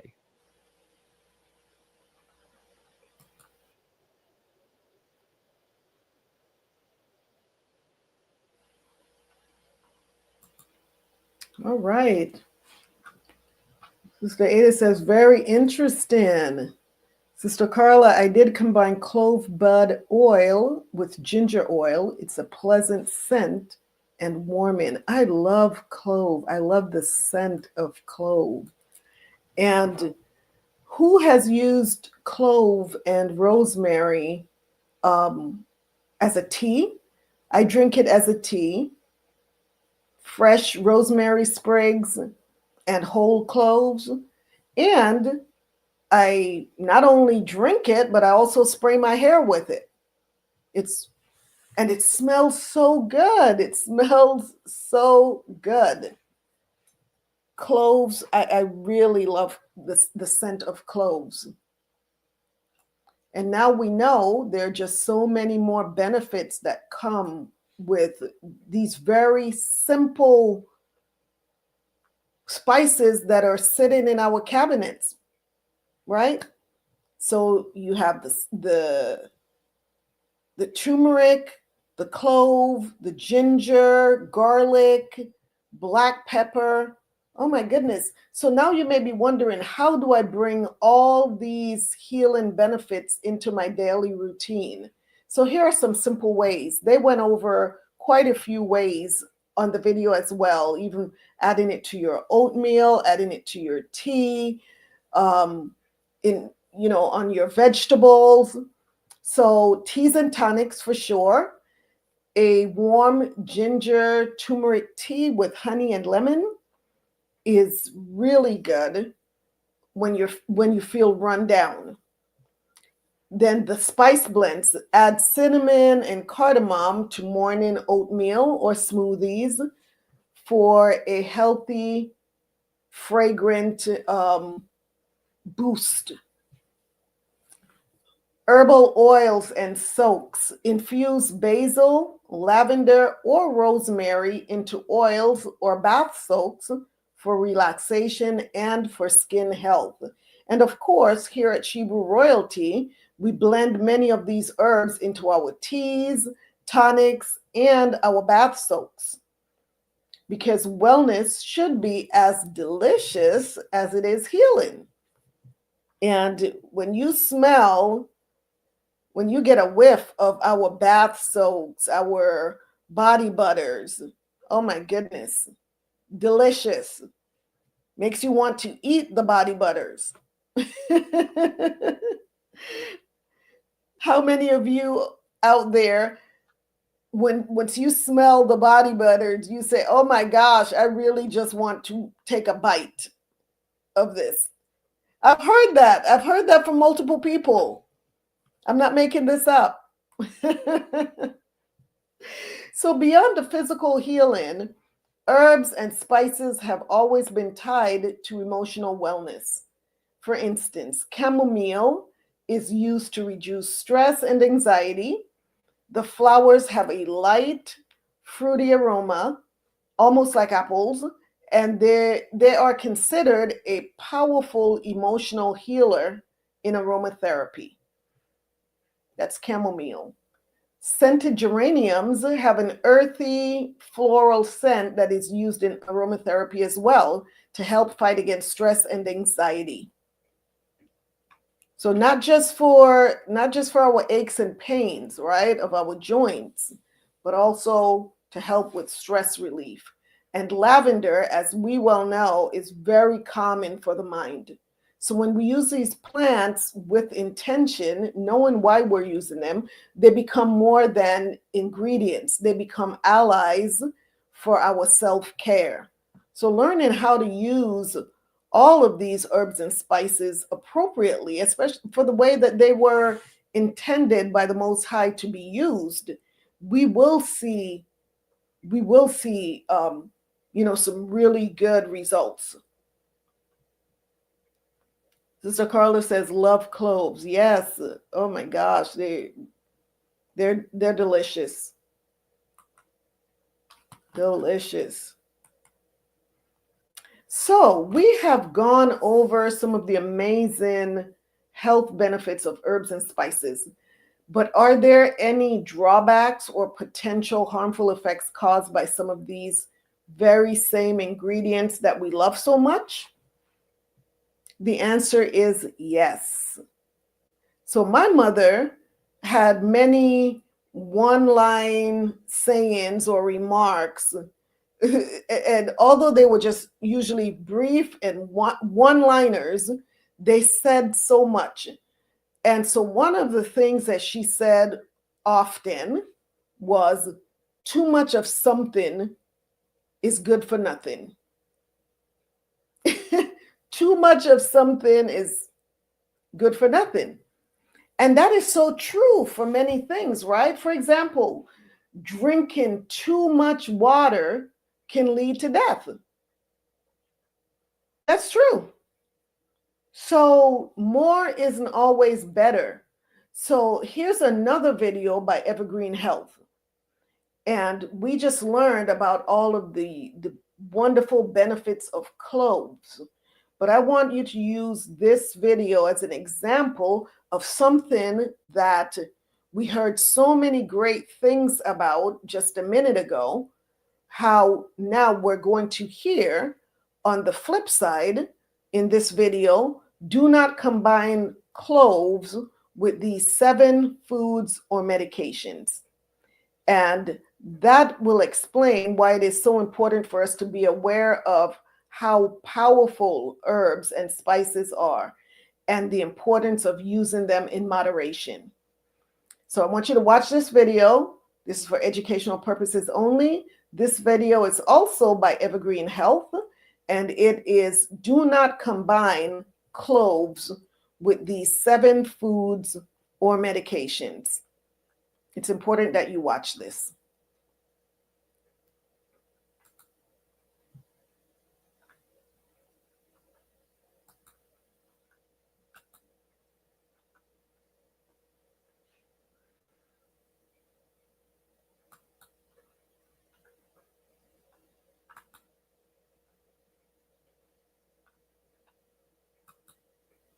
Fair use for educational purposes only. Welcome to my channel, Evergreen Health, your daily path to stronger living. Don't combine cloves with these 7 foods medications. A published case report shows just how risky cloves can be. A heart attack survivor was stable on a doctor-prescribed blood thinner until holiday cooking, loaded with clove-heavy recipes, changed the equation. Within 2 weeks, the patient's blood became dangerously overthinned. A small kitchen nick bled non-stop. In the ER tests, confirmed clotting values had plunged to life-threatening levels. The trigger, routine dishes spiced with cloves, effectively turned a life-saving medication into a lethal mix. Before we unpack these hazards, if protecting your health matters to you, join our community. Tap, like, and subscribe. We share need-to-know insights that could keep you safe. Tell us your country in the comments so we can see our global health family. Your safer health journey starts here. Millions sip chai, bake desserts, or take clove supplements daily, unaware they may be rolling the dice with their meds. Those tiny buds pack antioxidant levels that outpace blueberries and anti-inflammatory activity, often reported as stronger than turmeric. Research in BMC complementary medicine and therapies has shown cloves can drop blood sugar by 27%, and in some tests outperform pharmaceuticals against infections. Here's the unsettling part. The same bioactives that make cloves therapeutic can also supercharge drug and food interactions. The main actor is eugenol, which can make up to 90% of clove oil. Eugenol gives cloves their signature aroma and many benefits, but it also disrupts the body's drug processing machinery. Lab data indicate eugenol inhibits liver enzymes responsible for metabolizing more than 75% of prescription medications. That everyday spice habit may be quietly turning critical drugs into harmful toxins. Unlike pharmaceuticals, spices carry no interaction, labels perfect conditions for dangerous surprises. Today, we're breaking down 7 combinations that can put you in the emergency room. These aren't hypotheticals, they're real documented crises happening now. Whether you're managing diabetes, heart disease, or trying to raise iron levels, the next section could be life-saving. All right, here's the countdown of 7 foods and medications you should never pair with cloves. Interaction 1. Blood-thinning medications. Researchers at Massachusetts General Hospital reported a hazardous interaction between cloves and anticoagulants. A post-heart attack patient had maintained stable clotting control on warfarin until holiday meals heavy with clove-spiced dishes derailed everything. Within 2 weeks, the INR surged from a safe 2.5 to a life-threatening 7.8, and a minor kitchen cut wouldn't stop bleeding. The common thread was clove use. Cloves are rich in eugenol, which has strong antiplatelet activity. Work published in Prostaglandins Leukotrienes in Medicine shows that eugenol and acetyl-eugenol suppress platelet aggregation through multiple mechanisms, blocking thromboxane formation while elevating factors that oppose clotting. When cloves are combined with anticoagulants such as warfarin or antiplatelet agents like clopidogrel or aspirin, the result is a double block on hemostasis. Clinical data indicate this pairing can raise bleeding risk by 300 to 400% compared with medication alone. Even culinary level amounts of clove have been shown to lengthen bleeding time in patients on blood thinners. The effects also build and linger. Eugenol's half-life in the bloodstream is roughly 14 to 18 hours, so cloves at dinner can still amplify the next morning's dose, creating stacking effects over days to weeks. Regulatory reviews from the European Medicines Agency have described serious hemorrhagic events when spices are used alongside anticoagulant therapy, including gastrointestinal bleeds, intracranial hemorrhage, and uncontrolled surgical bleeding. The American Journal of Health System Pharmacy lists cloves among botanicals most likely to potentiate warfarin's effect. Unfortunately, clinicians may miss this interaction because patients rarely mention cooking habits, and natural equals safe assumptions create blind spots in medication management. If you take anticoagulants, keep clove use to tiny flavoring pinches only. Avoid clove supplements, concentrated teas, and essential oils entirely. And always tell your healthcare team about everything you consume, including everyday spices, so they can manage your therapy safely. Interaction 2. Liver metabolized medications. A puzzling case at Johns Hopkins reshaped how clinicians think about herb-drug interactions. A patient on cholesterol and anxiety prescriptions began showing unpredictable shifts in drug effectiveness after starting a daily clove extract. Lab work revealed medication levels that didn't match the prescribed doses until the team uncovered the routine use of concentrated clove supplements. The mechanism traces back to the liver's cytochrome P450 system, the enzyme network that handles metabolism for more than 3/4 of prescription drugs. Cutting-edge research in Saudi pharmaceutical sciences shows that eugenol, a primary clove constituent, can markedly inhibit key P450 enzymes, including CYP2C9, CYP2D6, and CYP3A4. When these pathways are suppressed, medicines that normally get broken down and cleared can accumulate, driving blood concentrations higher than intended, even when patients take exactly the right dose. In vitro findings indicate eugenol can reduce enzyme activity by 40 to 67%, depending on concentration levels of inhibition that are clinically meaningful for both efficacy and safety. Drugs most at risk include many everyday prescriptions, statins for cholesterol, several antidepressants, common antihypertensives, and anxiolytics. For example, taking atorvastatin alongside regular clove supplements can raise statin exposure, heightening the risk of severe muscle injury and liver complications. Pairing cloves with an SSRI such as sertraline can push levels toward toxicity. This interaction is especially hazardous because it's unpredictable. The degree of effect varies with individual genetics enzyme variants, the amount and form of cloves consumed, and the specific drugs involved. Some people show dramatic level changes with small clove intakes, while others appear to tolerate more without obvious issues, making it impossible to forecast who will be affected or how severely. It isn't limited to capsules. Clove-heavy foods and concentrated teas can also slow drug metabolism. If you take prescriptions, particularly those with narrow therapeutic windows, avoid clove supplements and limit concentrated clove preparations. Discuss all spice and herbal use with your healthcare team so dosing and monitoring can be adjusted safely. Interaction. 3 diabetes medications. A real-world case highlights the danger. A person with well-managed type 2 diabetes on metformin plus insulin began drinking clove tea twice a day and suffered repeated bouts of severe hypoglycemia, confusion, trembling, and 2 ER visits for emergency treatment. What seemed like a healthy addition created the perfect setup for dangerously low blood glucose. Cloves' glucose-lowering effects are well documented. A landmark study in BMC Complementary Medicine and Therapies showed polyphenol-rich clove extract cut post-meal blood sugar by 21.5% in healthy adults and 27.2% in pre-diabetics. The mechanisms are multi-pronged: slower intestinal carbohydrate absorption, marked suppression of hepatic glucose output, and a strong uptick in muscular glucose uptake.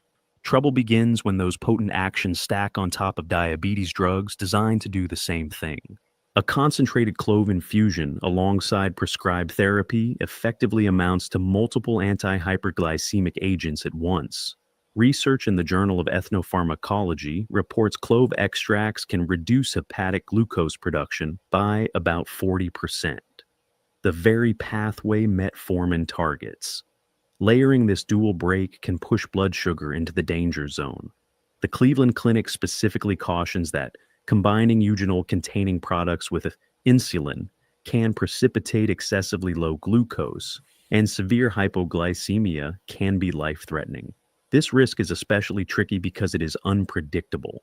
Unlike standardized medications, the potency of clove preparations varies by recipe concentration and individual metabolism.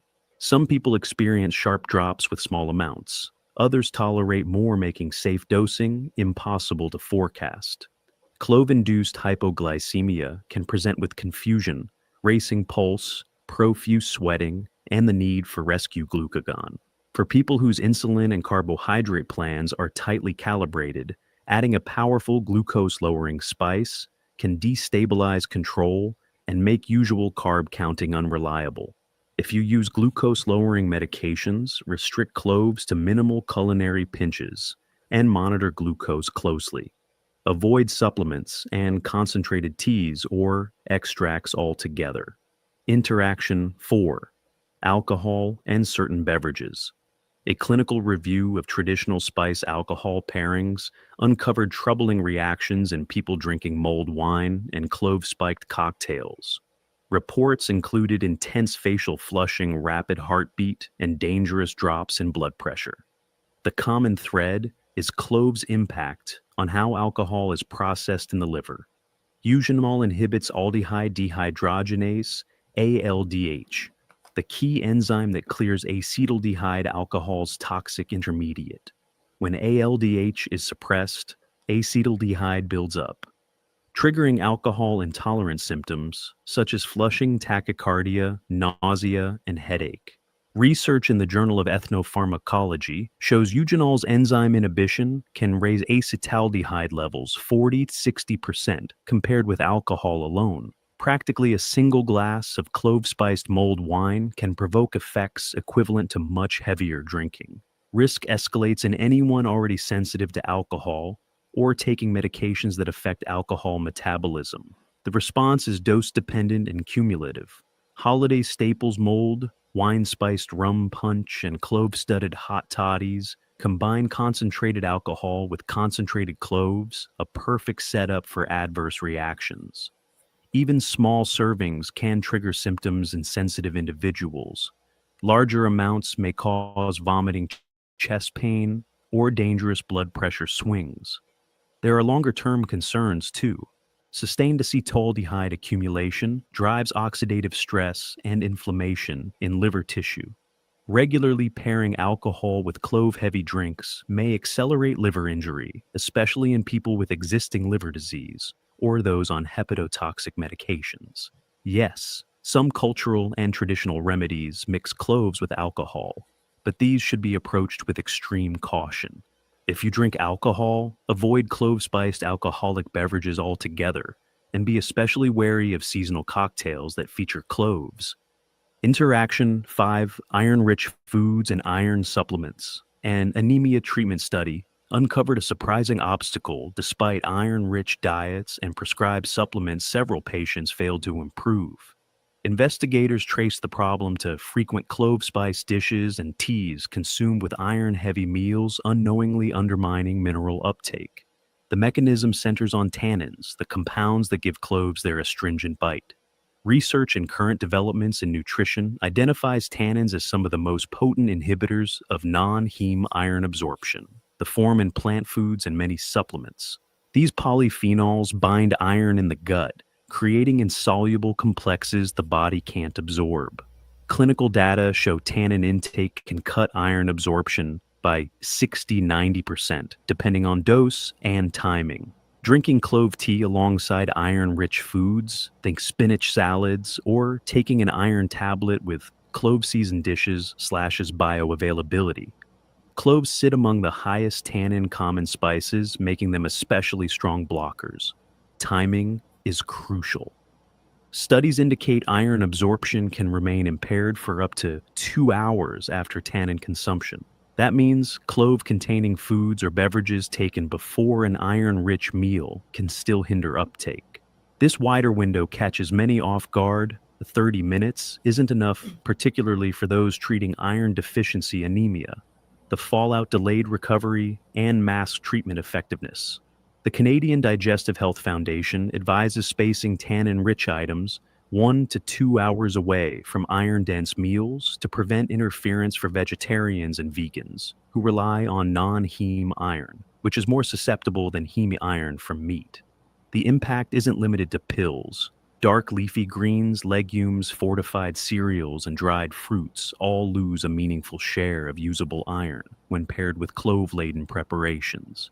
To maximize absorption, keep cloves out of the 2-hour window surrounding iron-rich foods or supplements. Interaction N6, high-fiber foods and digestive medications. A digestive health study spotted an odd pattern in patients eating high-fiber diets. Those pairing fiber-rich meals with clove-spiced dishes reported more bloating gas and irregular stools, the opposite of fiber's usual benefits. Follow-up analysis pointed to a lesser-known interaction within the gut ecosystem. Cloves have strong antimicrobial activity, largely due to eugenol. Work reported in the Journal of Applied Microbiology shows eugenol acts broadly suppressing harmful microbes, but also beneficial species. That's helpful during infections, but it can deplete the very bacteria that ferment fiber into short-chain fatty acids that support colon health. When significant amounts of clove are consumed alongside beans, whole grains, or fibrous vegetables, this antimicrobial effect can blunt normal fermentation. Instead of smooth breakdown, more fiber remains unprocessed in the colon, driving excess gas distension and discomfort, a paradox, where fiber begins to cause the symptoms it typically prevents. The ripple effects include supplements and therapies aimed at gut support. People taking probiotics or digestive enzymes may notice weaker results when those products are swallowed with clove-heavy foods. Studies indicate clove constituents can inactivate probiotic organisms within about 30 minutes of co-ingestion, undermining their value. Medications used for conditions such as irritable bowel syndrome or inflammatory bowel disease can also be impacted.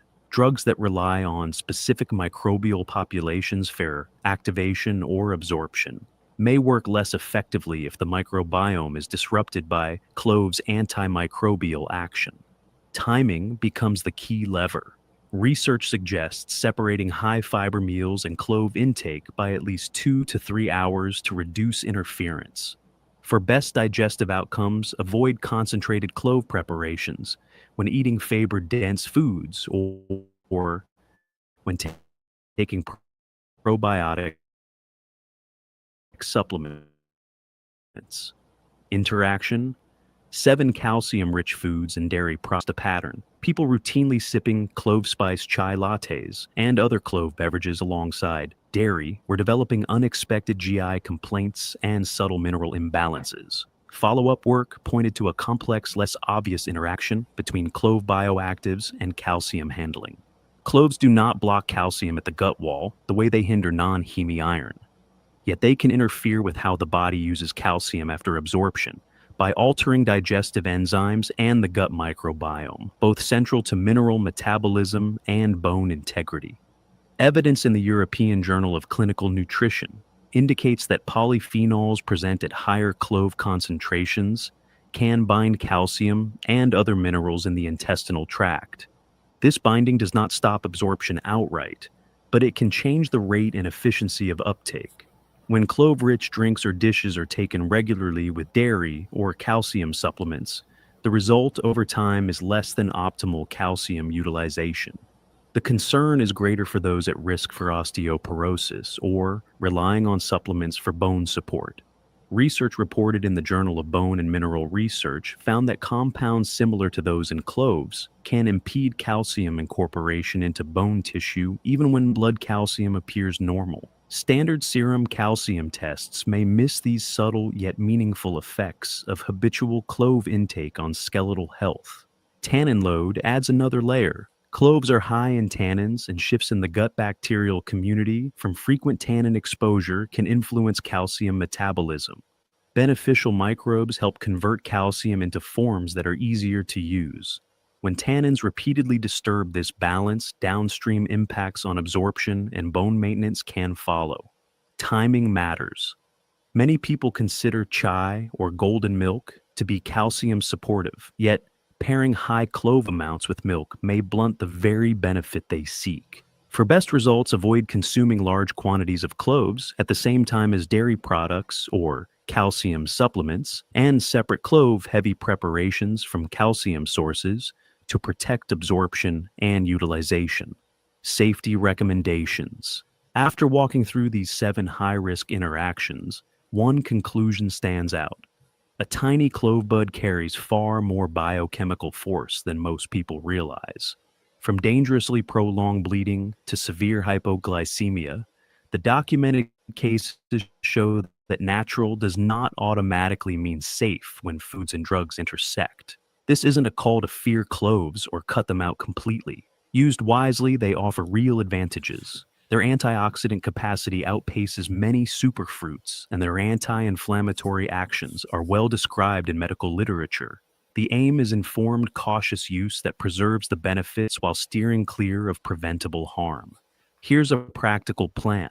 If you take prescription medicines, especially blood thinners, diabetes therapies, or drugs primarily cleared by the liver, keep cloves to small culinary pinches only.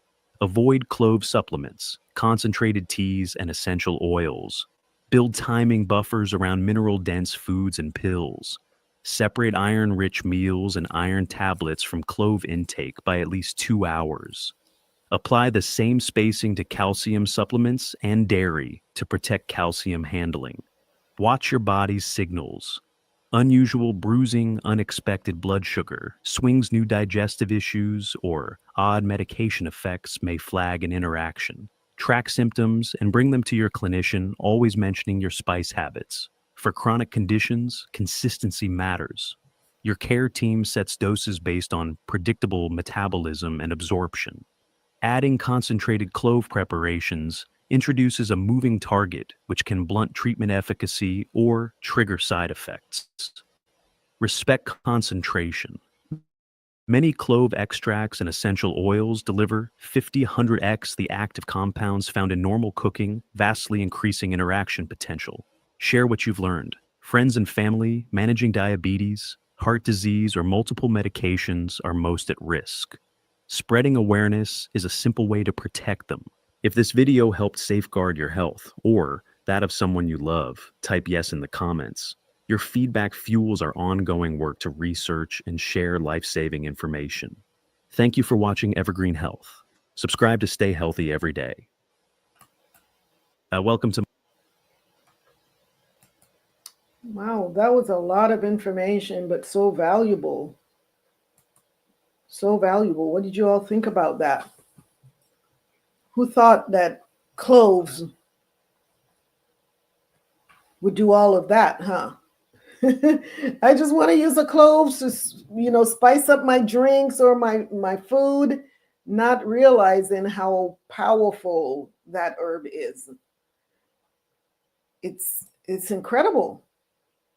Look at the Most High. My views on how it interacts so intensely with these medications is it possible that cloves can replace some of these medications? Not recommending that anyone does that, but definitely having a conversation with your healthcare provider if you are on diabetic medication, any type of heart medication, having that conversation, talking to a nutritionist or an herbologist to see if I can replace my medication with herbs. I mean, that's a thought. That's definitely a thought. That's one of the things that really stuck with me with watching that video. If it's so powerful to drop the blood sugar that low when you're taking medications, how about trying just the herbs? It's definitely a conversation to be had with your healthcare provider. What did you all think about that? So there's one last video that I want you all to watch. And this is by Paul Otote. And he's a certified herbologist and a certified nutritionist. And he's recommending stop all herbs and supplements for 30 days. And he'll give you the reason why he's recommending this. And this is our last video for the night. Hang with me, sisters. This is another very information-packed video that I would like for you all to watch, even if you're not on any medications or if you're not using herbs in this manner. Someone that you know may benefit from this information. So let's watch this last video. It's only about 6 minutes long. And let's hear about why we should stop all herbs and supplements for 30 days.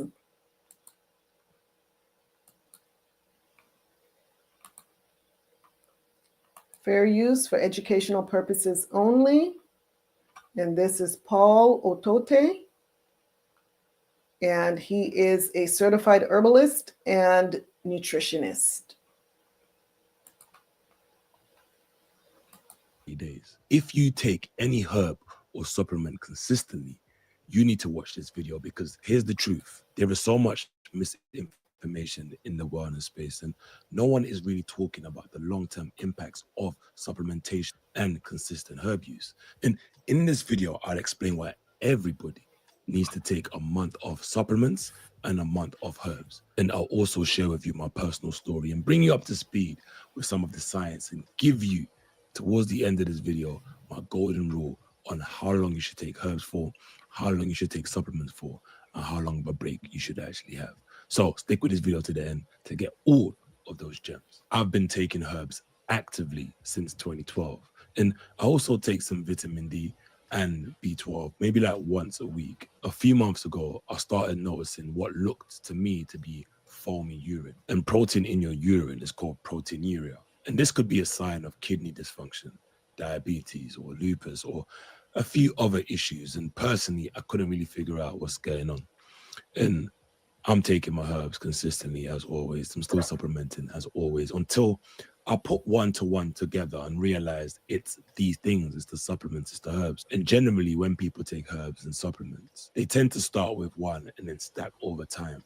People who took cod liver oil 10 years ago alone by itself probably take cod liver oil still, but also stack it with other supplements. This is where potential problems start to stem from. There is a case for a herbal and supplement research.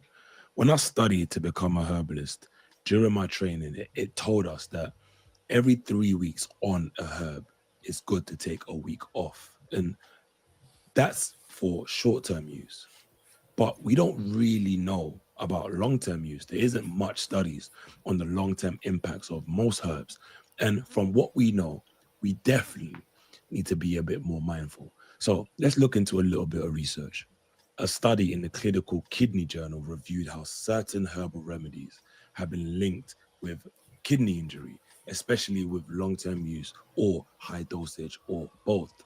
Another research paper documented cases of people developing proteinuria and even kidney failure linked to certain herbal compounds. And it's not just your kidneys at risk. Herbs tend to be metabolized through the liver, and long-term use or high doses or both can stress the liver and cause elevated liver enzymes or even liver injury.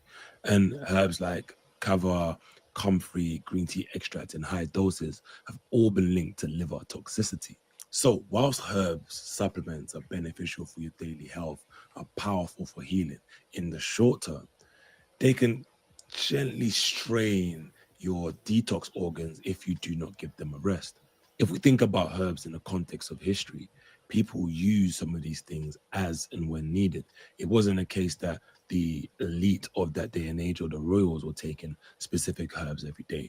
I'm talking about the stronger stuff. Of course, they were taking teas, but if you're thinking about Siberian ginseng or maca, if you go back to those indigenous cultures, it wasn't a case of everyday use. Here's something else you might have noticed. When you start a new herb or supplement, you tend to feel great. Then after a few weeks, the benefits start to plateau. Sometimes they even reverse. You can have had high energy, then over time start having reduced energy or even worse than when you started. Or you might start getting bloating, acne, or even elements of fatigue. That's your body adapting. It's building tolerance, similar to when you started taking caffeine. Compare what you needed then to feel a buzz to what you need now. That's you developing some elements of tolerance. Similar with alcohol, people who tend to drink a lot require a lot more to get to that same level of toxicity. Toxicity or intoxication, should I say. And I've got a video on alcohol and fat loss and the hidden link between them. If you click the eye over here, you can watch that. Key gems right there. So as your tolerance increases, most people tend to increase the dose to get the same benefits.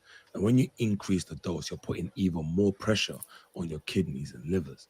And this is why cycling and taking proper breaks isn't optional. It's essential, it's needed, it's part of what you need to get your body optimal.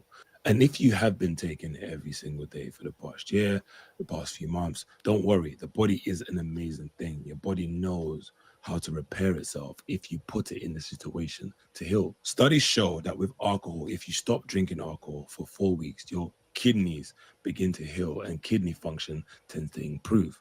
And the same goes for your liver. It can regenerate new healthy cells if you give it a rest. So if that happens with alcohol, what might happen when you stop herbs or you stop supplements for a while? Your kidneys and liver get the same chance to rejuvenate and take the most value from the herbs when you reintroduce it. And that's exactly what I experienced when I introduced things back. I done it a little bit slower, more like one by one. So firstly, I can understand what's working better for me and what's not. When you put too much things together, you don't know where the single benefits come from. So here is my hard rule on how you should take breaks from supplements and herbs. Every 3 weeks, take 1 week off herbs and supplements. Every 6 months, take a full 30 days off. If you can do it every 6 months, ideal. You might want to do it every year, depending on your schedule. And think of this as a reset button for your organs. This schedule allows you to keep the benefits of herbs, supplements while protecting you long term, because we don't really know the long term impacts of a lot of the things that we do. And if we use the antidote or the analogy of the gym, you go stronger during recovery, you go stronger when you take a break. So use that same ideology and apply it to this. The same principle applies here. And that's why I challenge you. If you take herbs or supplements daily, take 30 days off, give your kidneys a break, give your liver a break, and let your body show you what it feels like without these things. And then after the reset, you can start reintroducing things a little bit more smarter. You don't just take your 7 pills together at once. You might be smarter, vitamin D in the winter, B12 if you're potentially deficient, but not just all together at the same time. Practice mindfulness, truthfully, health is wealth. And if you found this video beneficial, be sure to smash that like button, subscribe if you're new here. Before you go, click on my face and get my herb guide. And if you're looking for your next watch this video where I talk about herbs versus supplements. Let's go, guys. Stop taking herbs and supplements. No one is really talking about them. All right. That was another very informative video. How many of you that take herbs and herbal supplements, cycle, take a break? That's really, really important. Let me see, what did I miss here in the thread? Sister Paula said, I'm back, sister. I had an emergency, but everything is looking good. I miss you. Oh, wow, sis. I hope all is well. I really do. Very, very valuable. I knew it because it kills parasites. What is it that we're talking about with the parasites? Wow. Yes, sister. So I strongly recommend that if you plan to take herbs and any supplements on a long-term basis, that you consult with an herbalist or a naturopathic doctor. Do not do this on your own, especially if you're using these herbs or these supplements to treat a specific condition.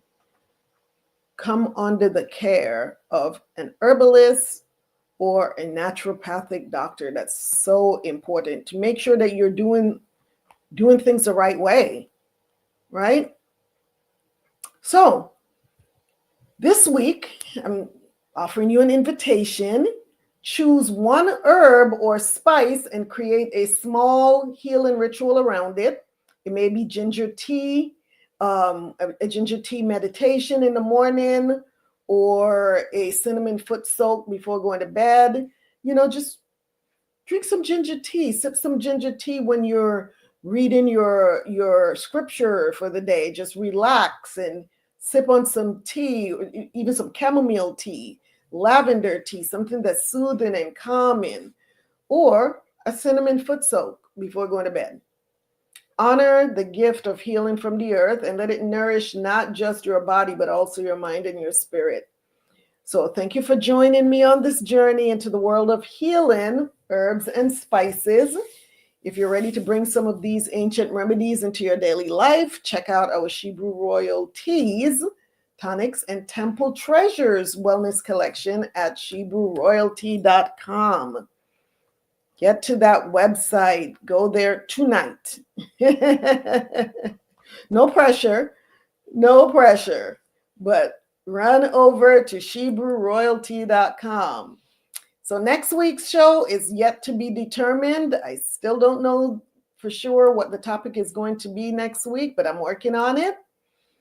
And if you enjoyed today's episode, make sure to subscribe to Tea Time with Shebrew Royalty so that you never miss our weekly journal in the women's health and wellness and beauty.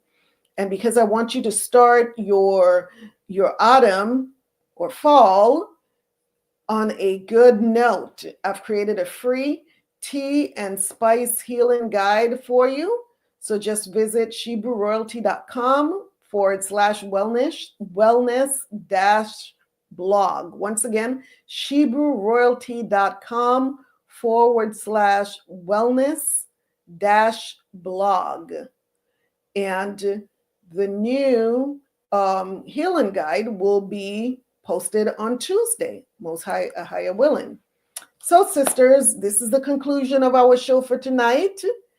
Let's continue to grow this channel so that the information can reach Shebrews throughout the four corners of the earth, and even those who are not Shebrews but are willing to be a part of our community. We are to let our light shine so that others can be led to the source of the light. I hope that you all found this information, valuable, and that you got some really good information out of it. I certainly did, right? So if you have any questions, hey, drop me a text, an email, ShebrewRoyaltyBiz@gmail.com. I love you, and I always appreciate you taking time out of your very busy schedule to have tea and conversation with me. My sorrel is almost gone, only a little bit left, and I'm going to finish that in just a few minutes. Thank you so much for your love. Thank you so much for your support. I'm so grateful for each and every one of you. So know this, I'm praying for you. I'm praying for us.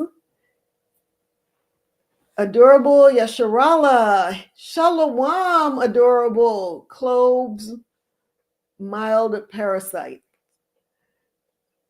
So clove is an antiparasitic supplement, you're saying. Wow, awesome. Okay, that's another excellent reason to use cloves. Another excellent reason to get some cloves into your diet. And once again, remember those precautions that we're talking about. Remember, if you're taking any medications whatsoever, if you're dealing with any health conditions whatsoever, please, please, please talk to your healthcare provider. So until the Most High brings us back together, may you prosper and be in excellent health. And remember, true healing begins inwardly before it is expressed outwardly. So I'm your hostess, Qala Yakachaa, a voice of reasoning and justice. And until next time, walk in strength, steep in wisdom, and stay royal, sisters. And as always, this is Tea Time with Shebrew Royalty. Have a blessed, blessed week, and have an amazing and restful night. Love you all so much. Shalom, sis. Oh, Ayandabar, Sister Adina, you said this was awesome. All praises to the Most High. The water says, Shalom, Shalom. I love you all so much. Have a blessed week and a restful and peaceful night. Shalom.